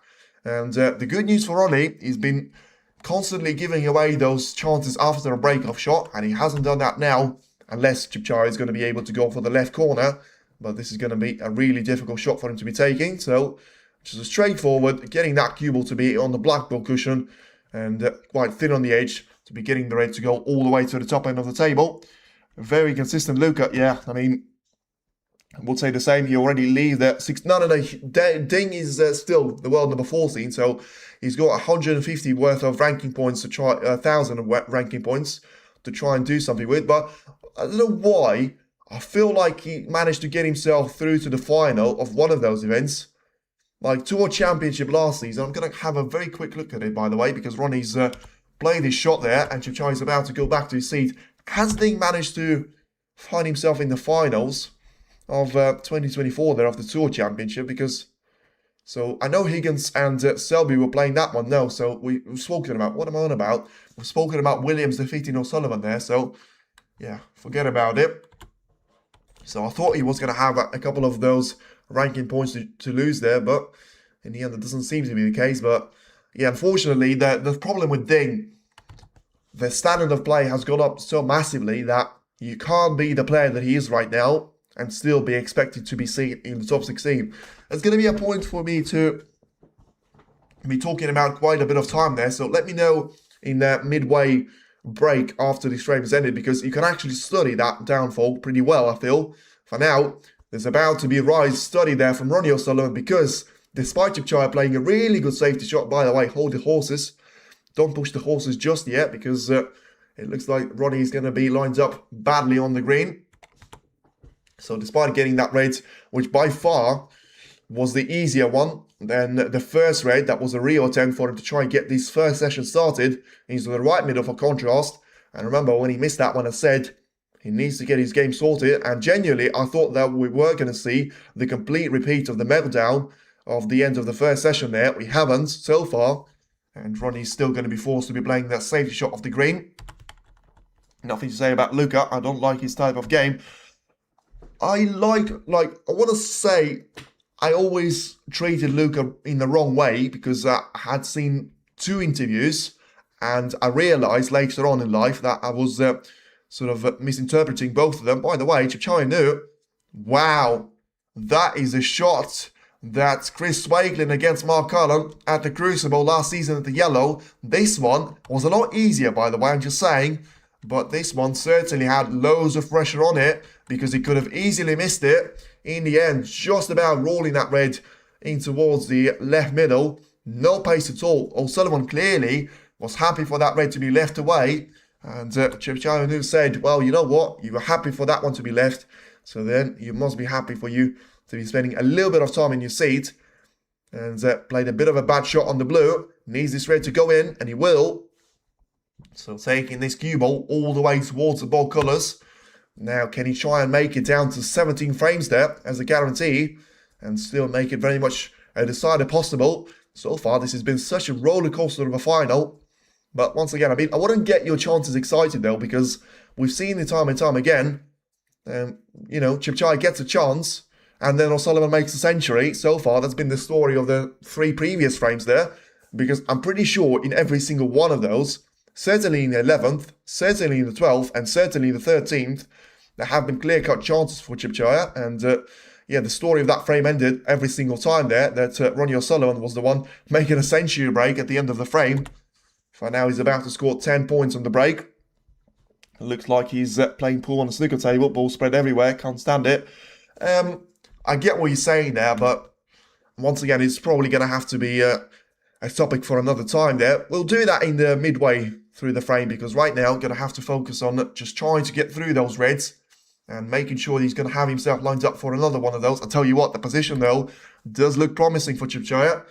He's got a really good chance to try and take at least 3 more reds, with 17 points advantage to be taken with that.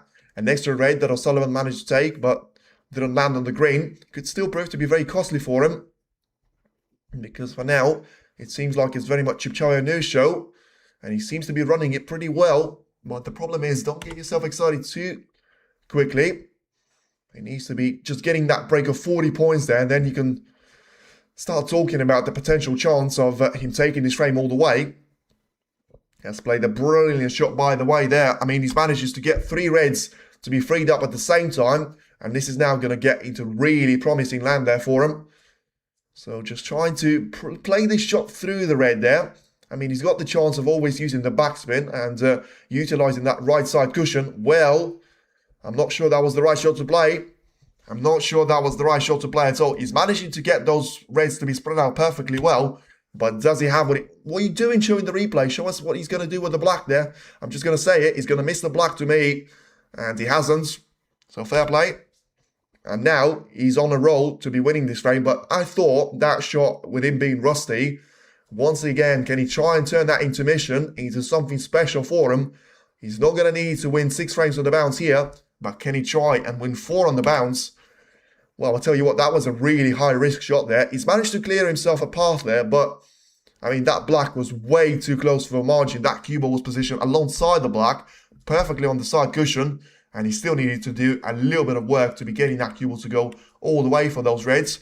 For now, he's going to have all the easy work to do here, although he seems to be watching this red quite nervously, and the cue ball, well, I'll tell you what, can he get through to this red into the corner? Because if he can't, you'll have to go for the difficult cut into the middle. He seems to have gone for the cut into the middle. Well, I'll tell you what. Wow, that is absolute disaster for Un-Nooh, and that is completely self-inflicted. I'm not going to retract my statement. He got himself into the finish line, and his engine has blown because he's pressed the wrong button. Wow, that is a disaster for him. 42 points is going to be absolutely nothing in the context of Ronnie O'Sullivan playing well. And I'll tell you what, he's not going to be able to make a century break here, which is a shame, because it's not going to be 4 on the bounce. But he could still try and turn this frame into another steal there. So 40 points as the advantage now for Un-Nooh, and Ronnie has underplayed slightly for the blue. Yeah, taking that red into the middle was always going to be a bit of a risk, but still, he missed that one by an absolute fortune there.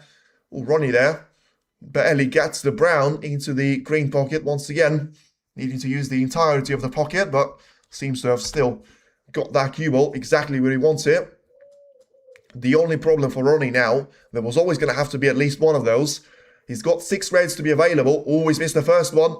Well, he's not going to be doing the fist bump, but he's certainly suggesting that his elbow has dropped there, so he wasn't holding you straight at a 90-degree angle or whatever it was.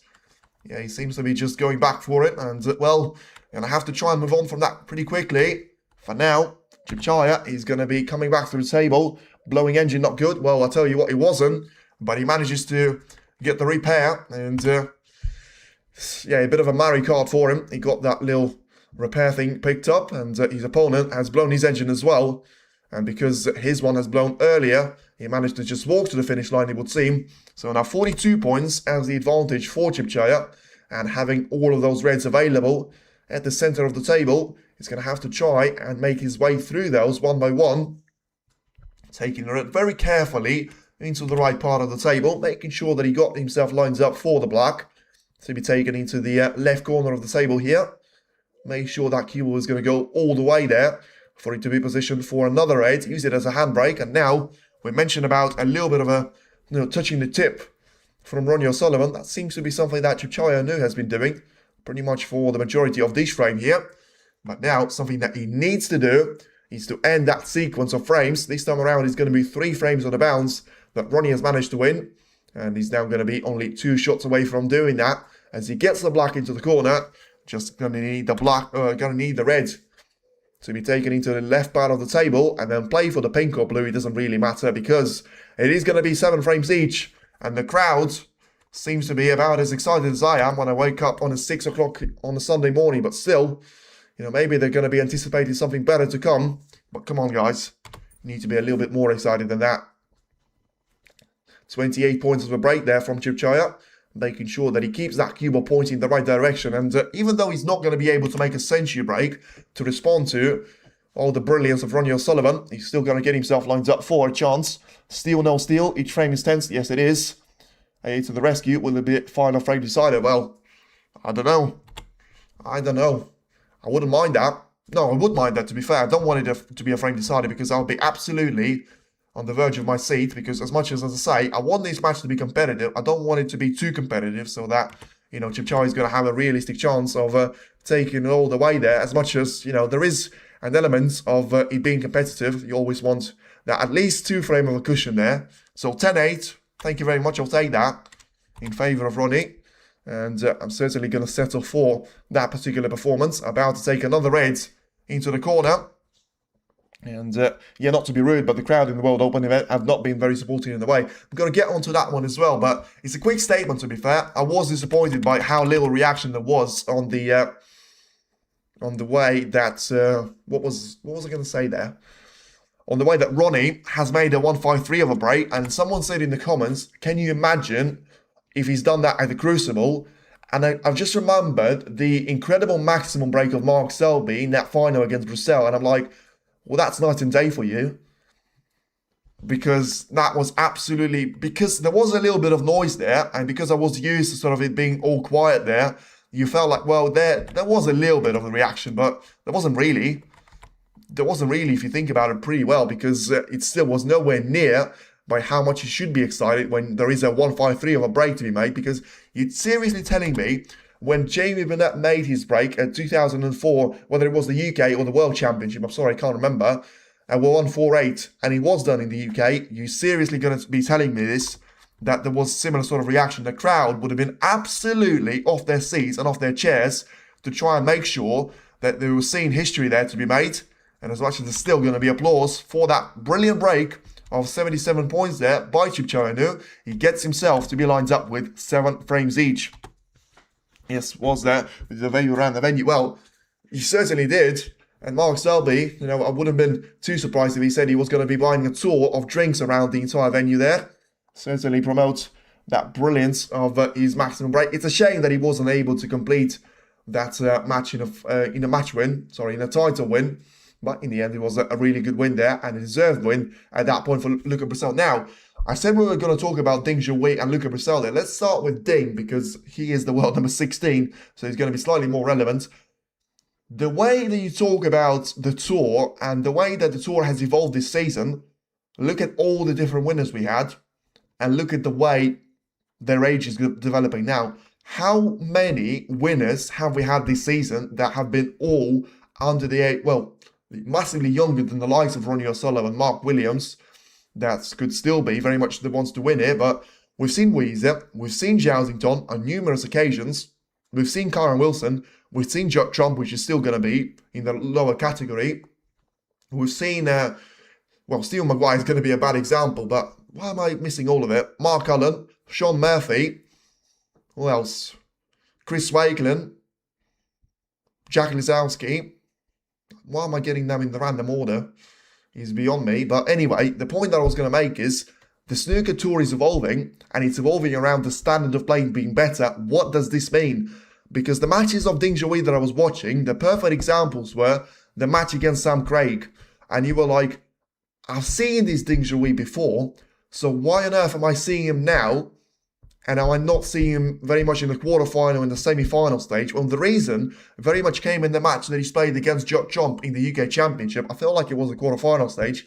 Trump has absolutely destroyed him because Ding was very much going for his style, all-out attack. And no prisoners taken, no pound, no quarter given. Absolutely nothing to be given away. And in the end, it hasn't worked out. Trump was able to bring so much more to the table, to his game, and I wasn't really thinking about it then, but I'm thinking about it now. Well, that's exactly the reason why Ding is not at the point where he was.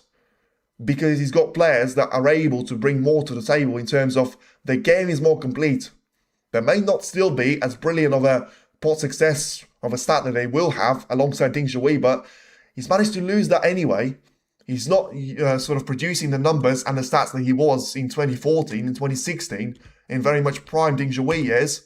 As by the way, Un-Nooh starts frame number 15. So that's the point that I was going to make.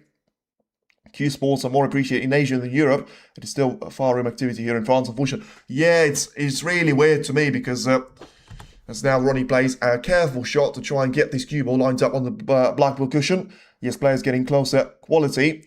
And I feel like I can sense, let me just try to translate this one to go to English. How many breaks do they have? I don't know.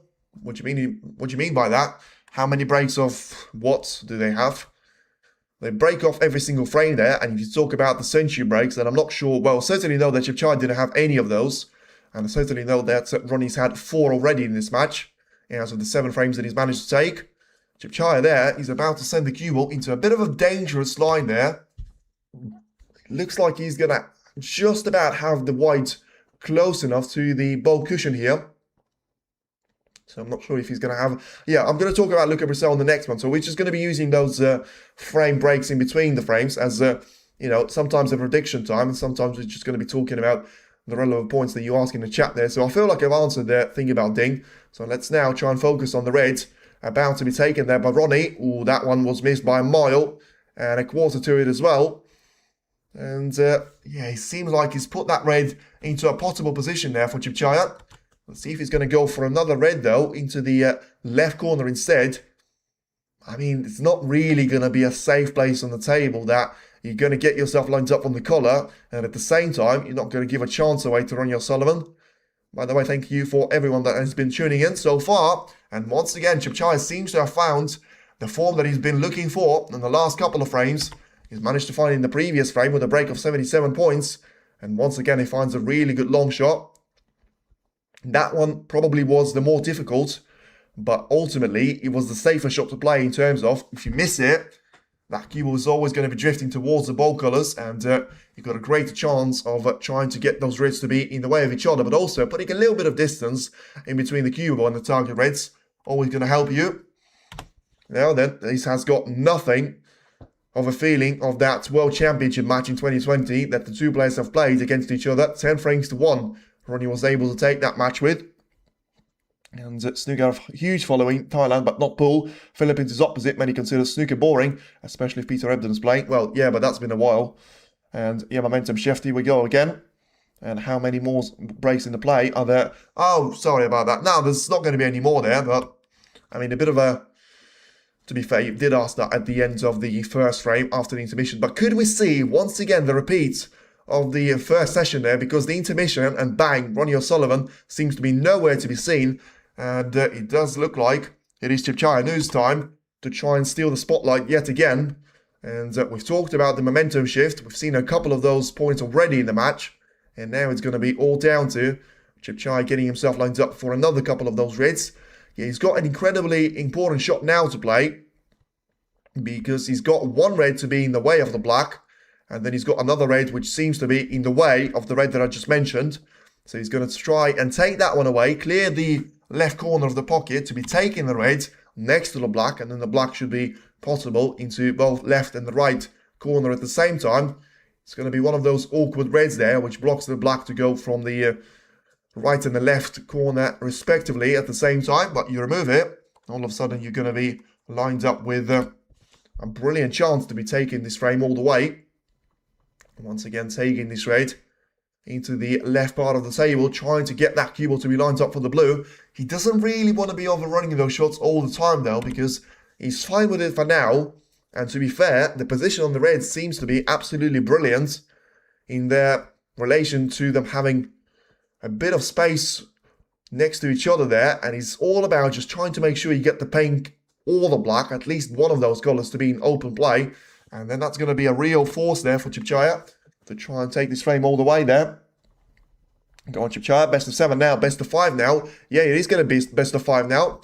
7 frames each and 22 points of a break. So we are about to see 5 more frames potentially, this one included. Or could it be just 3 more frames for Chipchaya or Ronnie to try and take this one all the way? For now, it's advantage very much to the player from Thailand. And it does look like the time has come for him to remove that red next to the black and make it a very straightforward of a frame-winning break there. But remember, I've said it before, and he's managed to stumble on the break of 40 points at the previous frame. Ronnie was able to get himself lined up with a decent break, which didn't prove to be enough at that point. And Chipchaya was at last able to take the frame away from him with a fine clearance of 77 points at the end. So, well, he wasn't happy with the way he got that cue ball to be positioned. So what's he going to be here? He's got a couple of the reds to choose from. I feel like he's got the one into the right corner, but for whatever reason, he's looking at the one next to the middle. Once again, he needs to try and open up that cue ball nicely so that he's got the angle on the blue to be positioned on the top side of it. And for now, that seems to be working. So about to take the blue into the left part of the table, into the left middle. Try and slow that cue ball down and get himself lined up for another red to be taken into the left corner of the table here. So about to make it a break of 42 points. Get himself lined up for another red. About to be taken into the right edge of the table. Make sure you get yourself 49 points of a cushion. And then you're going to be lined up with a couple more reds to be taken. I mean, once again, using the entirety of that pocket to try and get that cue ball moving. And now, 49 points as the advantage is certainly going to be his for the taking there. And, well, Chinese live video stream attracted 4.19 million viewers watching. That's incredible. I mean, if you're going to be telling about live there, you just make me feel like an absolute worthless piece of streaming there, because 4.19, as much as it's in China, wow. There are certainly levels to that game, but to be fair, you're comparing the watch-along to a live stream, so fair play. I mean, whoever managed to improve that with all the strict rules in China. Anyway, talking about the break here, he's got 59 points of worth of reds after he takes the next one away. So about to extend his lead to 65 points here. And I tell you what, it does seem like the match is going to be going all the way. Remember, Sullivan against Robertson managed to take it down to 7 frames each. In the end, was 8-7 down, was 8-8. Then he managed to get himself a lead of 9 frames to 8 there, but still needed a decider, well, for him to lose at the end. Robertson managed to take it away from him. And Ronnie O'Sullivan now, he's going to find himself losing another frame after a brilliant break of 73 points from Chipchaya Un-Nooh there. About to take another red. And look at, by the way, look at the points that he scored in total. 835 for Ronnie, 821 now for Chipchaya Un-Nooh. This has been absolutely incredible match, and there's barely been a millimeter in between the two of them in terms of the performance. The second session so far has been a lot better than the first one, but still, there seems to have been a change in momentum ever since that intermission. And for now, it's only 2 frames, and once again, just like it was in frames number 5 and 6, there's not a lot that you can blame Ronnie for. That reckless red that he was taking into the right corner certainly is one of those points, but still, you have to give massive acknowledgement for Chipchaya to have the ability to bring the most out of this position and get himself lined up for a break of 97 points here. Trying to take that cue ball all the way onto the left side cushion. And now a break of 97 points, the highest break that he's had in the entire match. So is it going to be the century number 5, the first one from his point of view? The red is in All 6 colours are going to be on their spot, so surely it's just the black into the right corner, and it is going to be another century break. And talk about doing that in style. Un-Nooh, take a bow. This has been an incredible break there that we've seen. And the yellow is about to go into its own pocket. Well, this is going to be down to the last 4 frames for Ronnie to try and win 3 of them. It is going to get even more tense starting from this point. But for now, like I said, I would have expected pressure to come into Un-Nooh and force him to be playing a little bit worse there. So far, it hasn't happened, but once again, you have to admire the confidence and the way of the game that he's managed to play this final with today. And I'm going to check the times, but it feels like it's only been around 2 hours or so since the match has started. Not even that. 1.5 hours since the second session has got underway. And already, we've seen some incredible 5-frame wins in 90 minutes, and that includes the intermission, of course. And now about to make it a break of 132 points. If he gets the black in, the cue ball seems to have followed, although, I mean, the camera switched on towards the crowd, so I'm not sure if the cue ball is going to stay at the table. And, well, we're just going to keep that down to 132 at the end. So whatever it was, it is now going to be frames 1-8 by Un-Nooh, frames 1-7 by Ronnie O'Sullivan. What's it going to be then? Un-Nooh. Well, that has been the comeback for him to try and win 2 frames on the bounce there, by the way. He was 7-6 down. He finds himself in the lead once again. And now it is going to be the favourite for probably the first time in this match, ever since having that 6-4 of a lead. And the second time only. For now, by the way, we've got 6,000 people watching. So as much as it's not 4.4 million that you've seen in China, apparently, still, thank you very much for all of you to be tuning in. And still, we're about to get 2 more frames at least of the action, if it is going to be very much Un-Nooh to try and take both of them away. But now it does seem like Ronnie O'Sullivan will have a word or two to say about it, but is he going to have what it takes for him to try and take that match away there and try and make sure he is still going to be very much the unbeaten man for him? Well, there has been so much throughout his career. He's going to be in trouble here, though, because if you look at the way that the previous 2 frames have ended, yes, the 14th one was not bad because of O'Sullivan still having a couple of those spots that he made.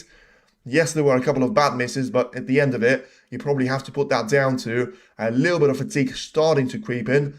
You felt like that was the turning point at the point where he won 3 frames on the bounce. Un-Nooh was missing the black of the spot, and now, once again, he turned into 5th gear, and he manages to keep himself rolling. The revs are there. The engine still seems to be running smoothly. And he seems like he doesn't care about any pressure there, realistically. About to find himself in a really good position as well to try and take this match away, potentially from Ronnie O'Sullivan. And this will be by far the biggest win of his career. I mean, it's not even going to be a point that is going to be worth discussing there. But at the end, both can still win. Hit the like button, folks. Yes, thank you very much. Responding blow for blow. This is excellent commentary. You make it very easy to visualize everything's going. Very well done. Thank you very much, Tuvok. I appreciate the comments. And yeah, let's have it. Yes, I was going to talk about Luca Brissell. And I should be talking about Ronnie O'Sullivan here, though, because he's about to take a break-off shot. But very quickly on Brissell, Matthew Sells was trying to defend him after Stephen Hendry was saying that he doesn't have a clue what he's doing with his career. You feel like on that point, does he have a point there? And which one of them does? I'm going to agree with Hendry. You know, if you win that Crucible, and he was saying that he's done the hardest bit of the business, you should be trying to concentrate on just bringing the other aspects of the game to still be at a really high level. And the fact is, Brissell hasn't managed to get himself far down the ranking list at all. He hasn't had anything that would have been a superb campaign ever since that performance at the Crucible. And, you know, the highlights of this season being the quarterfinal at the English Open, which still probably was a fluke to an extent, probably sums up it all. Now then, a bit of a bad break-off shot by Ronnie. And once again, that red seems to be the trademark from Un-Nooh.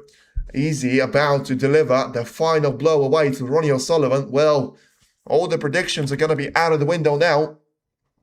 Is it the 16th frame right now? It is now.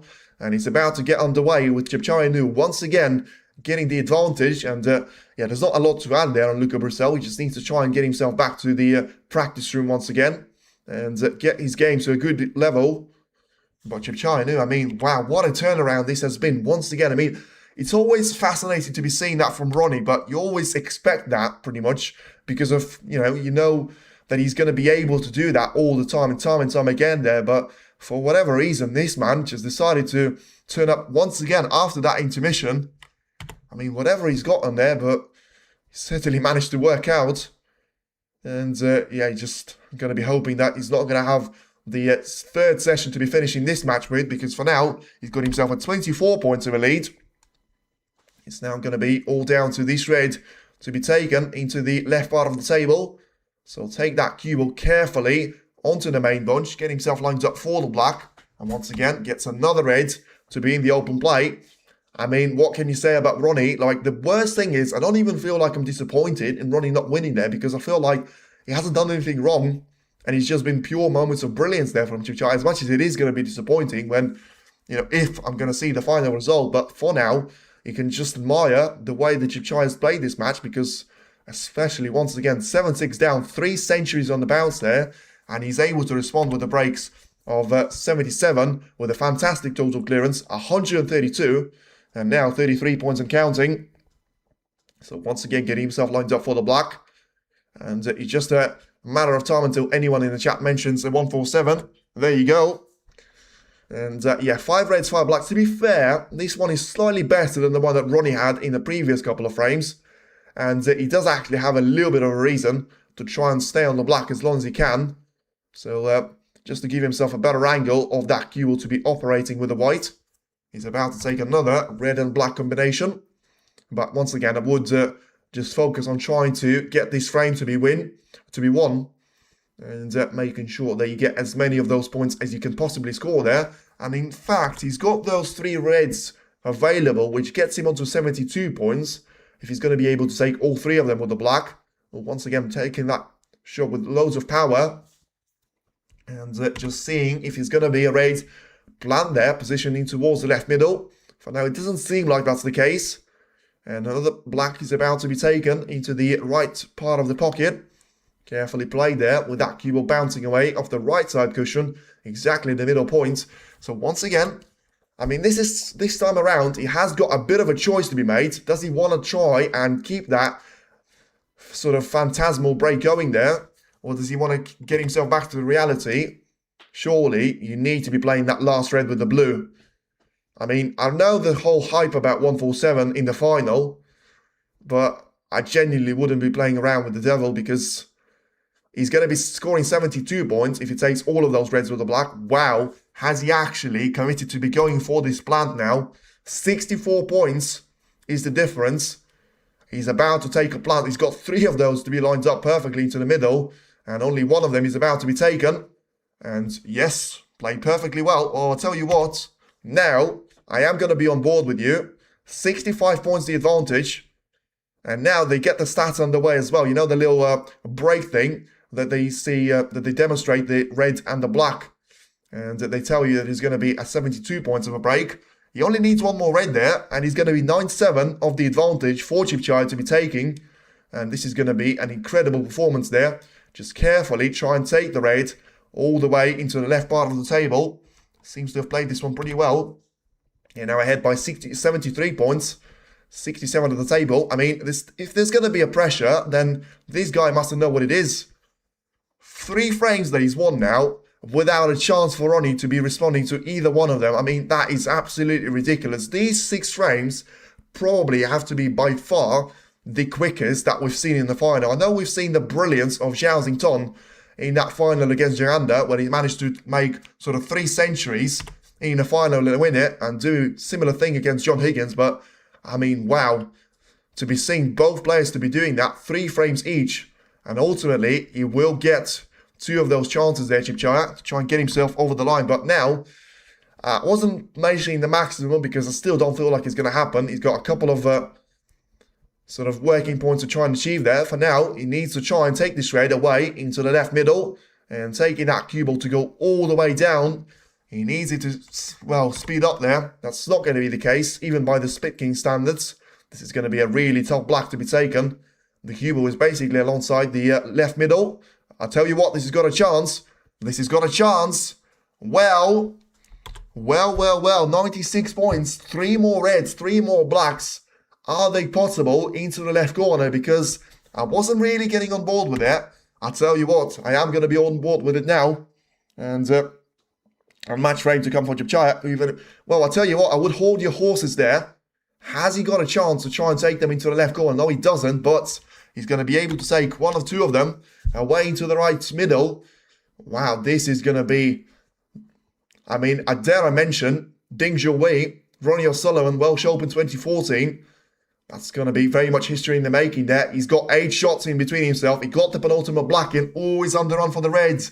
He's on the run for the red here. He needs to hammer this one into the middle. The cue ball has to be bouncing off the side cushion. He's done that. Brilliant shot now. Down to 7. A little bit of the angle on the cue ball. That will help to try and get position on the yellow. The black has always been the colour that he's been hunting him down. He's not going to be missing this one though. 6 more colours. 100 and... Why is it saying 119? It's 120 there.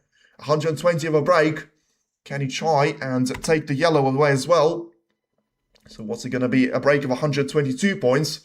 And very carefully to be taken. O'Sullivan seems like he's just about to fall asleep. I'll tell you what, the crowd better react to this one. I know a 153 wasn't good enough for you, but a 122, all I'm saying, 122 points of a break. About to take the green with the rest as well. Surely they must be getting their hands together to try and applause this one. This has been such a great effort from Un-Nooh, whatever happens now. But we all know what we want to see happen. A break of 125 points. This is going to by far make it the best final that we've seen all season. And probably make it very much the runner-up ever since that final of the Luca Brazil against Mark Selby. The blue now about to disappear. And it's going to be down to the pink. It's off its spot, as it always is going to be, because it's never been potted. It's going to have a brilliant line on it to be taken into the middle. Carefully, and nicely does it. He is going to be on the black. The crowd are making the noise. Just carefully take it, and it is going to be history in the making, and it is a perfect break of 147 points. Ronnie comes forward to acknowledge that, and the crowd, I was going to say go absolutely mad, but they make a little bit of noise for Un-Nooh, and what a performance this has been from the 40-year-old from Thailand. He has managed to make history on all levels of the game, and he's managed to complete the game there. Press the stable button, 147. Wow. To achieve that in the final is nothing short of ridiculous. And 147, I may as well keep that until, the very much the start of the frame, because it looks absolutely brilliant. A current break of 147. You've seen it here, ladies and gentlemen. World Open has certainly delivered. Now, it's not quite the end of the match. It may as well be, but it's not. Is it going to be Ronnie O'Sullivan to try and take 3 frames of the bounce? I mean, this is by far, I know I always say it, and I said it with Zhao Xingtong, but this has by far been the match of the season. This has been the final of 2 seasons at last. And what a way for you to be making a maximum in the final. 147 points. He's managed to make a break of 124 there and 147 within a couple of moments away from each other. And remember, the session started less than 2 hours ago. We already managed to get through, what is it now, 16 and, 16 frames.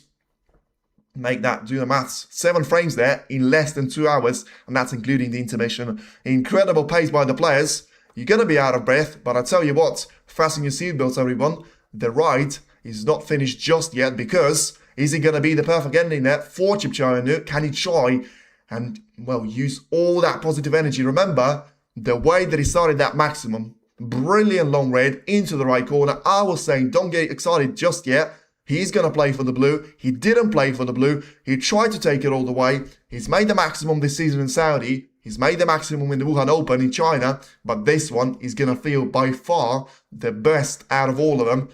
Well, Ronnie O'Sullivan, it's now down to you. You can get yourself out of anything. Can you try and get yourself out of this? The answer probably has to be no. But you can try. And yeah, thank you for everyone that has been tuning in so far. Feel free to hit the like on the stream and subscribe to the channel. I'm not going to say we're going to have action which is going to be better than this, but feel free to tune in for the Tour Championship, because as you've seen today, snooker, oh boy, does it never disappoint you. And we're still going to have Sheffield very much on the horizon there at the start of April, where we'll begin the qualifiers. Now, Unfortunately, I'm going to have to take that 147 number down, and it is going to be 9-7 of a lead that he has. He's about to take the break-off shot as well. And boy, we've seen a 153, we've seen a 147. What else can the World Open in 2026 bring to us? Can he bring us a decider? Come on, Ronnie. We've seen everything that we wanted from Chipchaya, apart from his fans, obviously, the win. Have you got what it takes to be taking this match the distance? At least he's going to be taking a safety shot now, which already is a bit of a progress. And he seems to have played this one pretty well. But once again, the maximum is either going to be a massive drink of Red Bull there, and he's going to give wings to Chipchaya, or he's going to be a massive thing for him to try and get over there, clashing the straws. As a Ronnie fan, I hope that Chipchaya from dips now after that 147. Yeah, exactly same as me there, because brilliant, acknowledgement, fair play, well done, fantastic, but I mean, please let us see the decider. And he says, no, I won't. I'm going to find a brilliant red into the corner. And now he's got himself set up with another chance. I tell you what, O'Sullivan must be absolutely... Now he knows what it feels like to be playing against him in 2017, 2014, and 2013 there, because he's done nothing wrong in the last, 3-4 frames, and he still could find himself losing all 4 of them easily. And yeah, the green is about to be taken. This has been such a brilliant performance from Chipchaya, and he's only 70 points away from trying to make it a complete win. The best by far of his career, and make him the real. I mean, is he not going to be in the underdog list for the Crucible? He may be. And we'll have to wait to see about that one. And very carefully, just trying to give a little nudge to the cue ball and making sure he's got himself positioned on the brown pretty well towards the green pocket. And now just trying to find the perfect place there to be getting that cue ball to go for. And is he going to have the chance to try and get that cue ball to be rolling around away from the right side cushion? It's not going to be rolling around. He needs to try and force that shot through it. And, well, it seems like he's going to have a plant of reds to be in the way of each other. Can he get through to the one closest to the pocket? The answer, he's going to have to wait and see. Ooh, this is a horrible traffic light plan there. He's got 3 reds to be lined up quite far away from each other. Decision time there, Chipchaya. You've been playing well. Have you been playing that well? I mean, the bottom line is he can't be taking a plan like that. But it's Chipchaya. I mean, he's got another red to try and take into the middle. Whatever you say, Mark Selby will tell you, sometimes having a 2-frame cushion on Ronnie is not enough. And sometimes all he needs is a little bit of a spark, and he's going to be able to take 3 frames away from you. So what's it going to be? He needs to play safe here, really. He needs to get that cue ball to the top side of the table. Well, I'm not sure he's doing that. Let's see what's it going to be. He's tried to take the red into the middle, and he's just about got it. The red wobbled long and hard there. Ronnie seems to have been hoping with all that he had there that he was going to be coming back to the table. In the end, that clearly was the fine margin of the difference in between Un-Nooh being the runner-up and being the winner, because he's got those reds to be set up perfectly well. And after all of that, I've seen that Ronnie shaking hands this week, but depends on the adversary. Well, yeah, I mean, that's just been a perfect story there to be written for Chipchaya, and he only needs to try and find the cliffhanger for himself. You could see that he's feeling a little bit there, because you never see him taking so many seconds there on a single shot, just trying to carefully nudge the red into the right corner, making sure that cue ball is going to be positioned on the black to be taken into the left part of the table as well. So once again, just slightly backspin there to be added on the black. Make sure that cue ball is not going to be getting too far away from the black ball cushion. Basically try and leave it on there. This is F1's day. So he gets the high break bonus. Of course, he's going to be Ronnie, because he still managed to get a 153 there. And it's the highest break. Well, that's probably the only thing that he's going to be getting out of Chipchaya there for now. Once again, another frame and another performance of brilliance there from Chipchaya. And O'Sullivan has been stuck on those 835 points for a while. And you feel like at some points he had more points there than Chipchaya, and he still had 135 points ever since that point. So it's now 32 points of the advantage here for Chipchaya, and he's going to have another look at the red into the right corner. I feel like he's having a look at the pink to see if it's going to pop into the left part of the table, both into the pink, into the middle pocket, but also into the left corner as well. For now, he doesn't really need to use it, as he decides to play for the black, trying to keep that cue ball very much in the right direction for himself. making sure he's not going to have another miss off the black spot. And look at that, another very tense and tentative shot there that he manages to execute just about as well as he could have, getting that cue ball to be lined up right next to the red, making sure he doesn't have too much of the angle, whilst playing that cue ball to be lined up for the black one more time. And once again try, well, he's going to be playing this shot with topspin, which is a little bit surprising. I thought he was going to have a chance to be playing this one with backspin and try and keep that cue ball on the lower red, and in the end he seems to have changed his mind there. He was about to play that shot but decided to sort of come back and do it again there. Maybe he wasn't happy with his positioning or something, and whatever it was, he seems to be taking the red along the black cushion. And once again we are getting closer. We're not there yet, but we are certainly getting closer there for Chipchaya Un-Nooh. Ooh, that was close. I was saying we were getting closer. The black nearly found its way to stay on the table. This is going to be a little bit of pressure, but this is going to be a wake-up call. The best thing is he manages to get that black to be dropped in, and now just carefully nudging the red to go into the left corner as well, and getting this cue ball to be positioned for the blue to be lined up and about to be played into the right middle as well.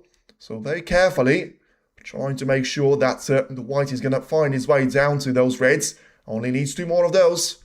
He's about to take a 62 points of a gap. So, a red and a black. Ronnie clearly checked himself out already. Chipchaya is not known they regularly qualified himself for tournaments. That's the beauty of snooker. Sometimes play shakes the high-ranking players. Yes, anyone can beat anyone. And Chipchaya is certainly not going to beat no one out there. Now, this no one from Thailand, the world number 39, the former runner-up at the World Open, is about to find himself lined up on the match ball, the blue, for the frame win, and therefore for the match win as well. He's not celebrating just yet, and you know why? 4 snookers Watchalong needed in the first frame against him, and he was able to find all of them. This red to make history and be the first player to win the World Open in the history of his country. Just take the pink as well, and now you can celebrate. And look at that, pure class from Chipchaya. No fist bump, no reaction, just pure class. And O'Sullivan once again finds himself on the wrong side of losing a final. He's managed to take it for the 66th time there in his career, but still, look at that, by the way. Full respect for Chipchaya Un-Nooh. He hasn't had a fist bump, he wasn't shouting, he just calmly potted the next red. And I tell you what, I would just love to see 3 century breaks back to back. I said it was ridiculous when Ronnie made that clearance of 136 points to make it 3 centuries on the bounce. In the end, it is now going to be a 134, a 147, and a break of 90 points and counting there. It is certainly going to be the end of this match, and it is going to be good game. Chipchaya Un-Nooh, this has been a performance for him to savour, and this is going to be the night that he remembers very much until the end of his life there. It's nice for you to be winning the snooker shootout. It is nice for you to be winning the 6 Red World Championship, but in the end, these are the moments that matter for you, and these are the times that you mustn't forget ever in your career. And well, you have to remember these days, because there's no guarantee that they'll last forever. And this is exactly what happened to Chipchaya Un-Nooh. As much as he was the underdog in every single one of his matches, starting from the last 8 against Gary Wilson, he managed to take that match all the way. And now, look at how far he's gone. A break of 131 still being on the line, and still there seems to be absolutely no reaction. And the first positional play mistake that he's had in pretty much 2.5 frames there. Still, please get this brown in just to make it absolutely perfect of a break. The brown is in, so just make it a total clearance as well. 131 points. This has been an absolutely brilliant performance. We always say Zhao Xington has been the player that has taken the snooker world by storm. I'll tell you what, Chipchaya Un-Nooh has managed to raise his game to a whole new level today, and even Zhao Xington has been nowhere near producing a performance like that against the greatest of all time, making sure that it's going to be all down to the fine margins, and the black is about to be hammered, and the crowds are certainly going to be on their feet for this one. Chipchaya Un-Nooh and Ronnie O'Sullivan have played the best match of the season by far, and you can see the acknowledgement from Ronnie as well, saying all the good things to him. They exchanged some very kind words. Of course, Chipchaya is going to have Ronnie as the real idol and the legend, but today he has been the true legend of the snooker game, and what a perfect example of how well you can be taking this one as a snooker tour. Well, what a match this has been. In the end, it is Chipchaya Un-Nooh that takes the win. Amazing final indeed thank you for everyone that has tuned into the stream. It has been an absolute pleasure to commentate. We are going to do a little bit of an overview very quickly, but feel free on your way out to subscribe to the channel, hit the like button, and come back for the Tour Championship. We're going to have the action very much sorted out for you, and then it is going to be the much anticipated tournament of the whole season. The Crucible in Sheffield is going to begin on the 6th of April with all the qualifiers, and the main draw is going to start on the 17th of April. Until that point, we're going to have a week of a break, and then we are certainly going to be back with all the best action, featuring the 12 best players on the 1 year list. But talk about this match though, just once again, great thank you to all of you in the chat, the moderators, the players, and all the fans that have been here supporting the channel and contributing, whether it is hitting the like button or just watching and sharing it to your friends. Thank you for all the support. Fantastic final. And where do you start? Well, you must start with the first session then, and the first session has been the one that has delivered by far the most of the entertainment there, and this is where we're going to start there. You know, it's going to have to be starting from Ronnie O'Sullivan, and how on earth do you start with a 4-0 lead and end up losing the match despite being by far the favourite by 10 frames to 7? Well, the answer is going to be pretty simple, Chipchaya Un-Nooh, and he's certainly been the answer to all the questions, to all the doubts. Me included. I never said on purpose, after what I've seen with John, that he was going to be very much the underdog, but he's proved it time and time again. No matter how far you are behind, snooker is the one sport that you can never write off anyone, because whether he was 4 frames down, whether he was 7-6 down, he still found himself to be winning 4 frames of the bounce, 6 frames. By the way, he's had 2 sequences of winning frames. He's won 6 frames on the bounce, he's then lost 3 more, and then he's won 4 frames on the bounce as well. It has been all about momentum. And just quickly to go on the WST website and just have a look, the breaks. I want to see all the list there, because I know there's been, what is it now, 3 centuries for Chipchaya? Yes, so 3 centuries. So let's talk through the beginning. The break of 73 points to start the first frame. No response from Chipchaya. Brilliant start there from Ronnie. Once again, a bit of a scrappy second frame. Could have been anyone's for the taking. In the end, Ronnie takes it pretty comfortably at the end, whilst needing a snooker there. Chipchaya wasn't able to fight back. Ends up with a fantastic century break of 124 points that he scores. 3-0. No chance for recover. 4 frame. Super close. At some point, Ronnie needs to clear up the table with having the brown and blue to be in horrible position. He is able to do just that and find himself winning that frame by 9 points only. And then the intermission came. This remontada was very impressive. And then 147 maximum. Chipchaya deserved this winning. He deserved everything there. And by far the best Formula 1 that we've seen the entire season there. And may still be in a couple of years to come. Fantastic performance. And all the acknowledgement has to go to him. He has certainly managed to turn the snooker world to their feet. And the weird feeling for me is that even there is a bit of a sort of denial, there's not really a lot of disappointment. Because if you look at the 4 frame, we're going to jump very quickly to the last 4 frames. O'Sullivan has scored 6 points in the frame number 14. He didn't score any points in frame number 15, 16 or 17. Chipchaya scored a breaks of 132, 147, 131. There's nothing that you can feel apart from greatness to be seen there. And you need to give a round of applause for Chipchaya. Even as a Ronnie O'Sullivan fan, you need to realise he's been way too good today. He's had those sequences of making breaks of 50 twice, of 80 once, of 82, of 83, of 77, of 131, of 132, and then only done it at 147 points in the 16th frame. If that wasn't better than the Welsh Open against Ding Zhouyi for Ronnie, I don't know what was. Fantastic performance. But let's go back to the first intermission then of the first session. No chance for him to come back. 1.02 were the odds. 26.0 were the odds for Chipchaya to win it. It's only gone on 1-6 frames of the bounce. Starting with a really good break of 83 points, not leaving a single chance away to Ronnie in the frames number 5 and 6. Then he had a really good battle with Ronnie in the 7th frame, managed to force him into those errors and find a break of 40 points or so to find that total clearance and get himself lined up with a 3rd frame under the bounce.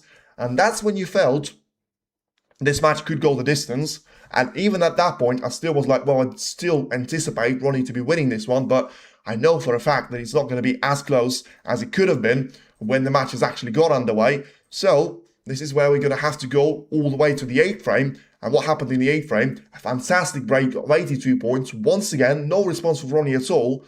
He scored 1 point at that frame in total.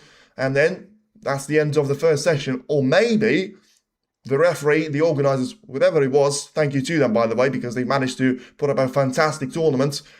The great equipment, not a complaint from the players. Their pockets have been pretty tough to me. Once again, it's only my opinion, so let me know if you agree with me.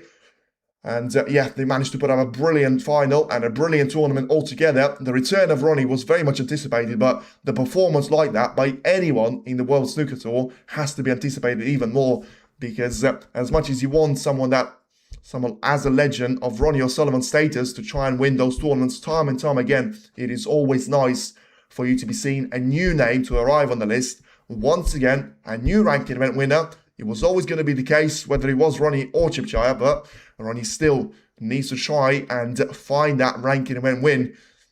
He's not going to be able to do it at the Tour Championship, and you know what I mean by that. He's going to have to try and do it at Sheffield. But 9th frame, fantastic, and by far the best play that we've seen from Chipchaya. That break of 80 points was incredible. Ronnie, for once, hadn't actually seen the chance to be taken his way, and wasn't able to convert it into any more than 6 points to be scored. And the break of 80 points was the end of Chipchaya Un-Nooh. And that's the end of the first session. So then you feel like it's still 5-4. Ronnie's going to be able to come back. He's done it time and time again. He is going to be able to take full control of the second session. And he has. And he has managed to do so. But before that, there was frame number 10, where we've seen a break of 50 points there from Chipchaya. And he's managed to win that in a very close battle on the final black. I'm pretty sure it was, certainly from the points it looks like, by 5 points there. 55 plays 60 in his favour, and that gifted him a little bit of a breathing space at that point, which was very soon taken away from him.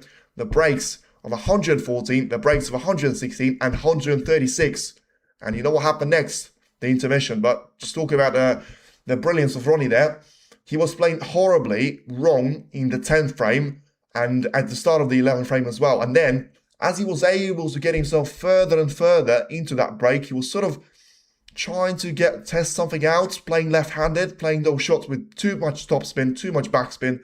In the end, he seemed to have settled at the end of that century break.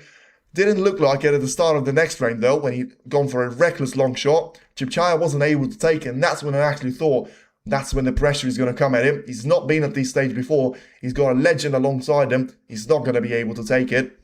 He wasn't in that frame, and it was a break of 102 points exactly from Ronnie O'Sullivan to make back-to-back centuries, the 3rd century, and at that point, he was the only one making those century breaks. And yeah, he's only going to done a 136 after that. A fantastic performance at that time.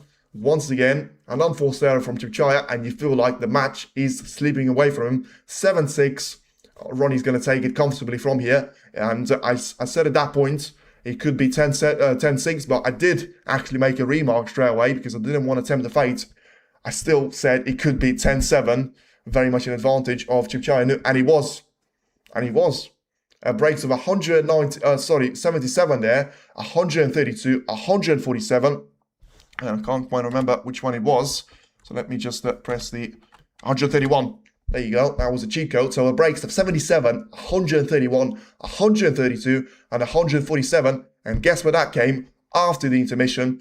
Once again, I mean, I'm not putting any controversy at all, but that was absolutely incredible remontada there. Forget about PSG Barcelona. You need to remember Chipchaya Un-Nooh against Ronnie O'Sullivan. This has been incredible. And the way that he's managed to do that after 2 intermission breaks is absolutely outstanding. 6 frames on the bounce in the morning session, 4 frames on the bounce in the evening session. And by the way, the standard of play in the last 7 frames has been absolutely incredible. 6 century breaks in the last 7 frames by Chipchaya Un-Nooh, 3 of them by Chipchaya Un-Nooh, 3 of them by Ronnie O'Sullivan, and a 147 to come in penultimate frame, 16 frame. Some people say there's going to be fatigue, there's going to be tiredness, there's going to be a little bit of a mental struggle, and then Chipchaya Un-Nooh rolls onto the scene and says, yeah, you know what, it may be true, but it's not really going to be the case with me, and I'm going to absolutely demolish everyone and everything that stands on my way. And today, that everyone was Ronnie O'Sullivan. As much as he was his story to be written, and the number 42 was waiting for him, it was never meant to be the case, and unfortunately, he fell short today, and now he knows how the class of 92 feel. Mark Williams got himself into 1 final this season, and he's managed to absolutely destroy Sean Murphy this year in Grand Prix. John Higgins lost to Weezer 10-6, lost to Karen Wilson 10-6, lost to Xiao Ziton 10-7. Now Ronnie knows how it feels to be John there, and that's John Higgins with all the consistency that he has. Listen, sometimes you don't want it to be all easy there. Well, Ronnie has came into this week without clarity that he's going to be playing in Sheffield right now. He better be hungry for more, because he better realise that he needs to try and be better than what he's done today.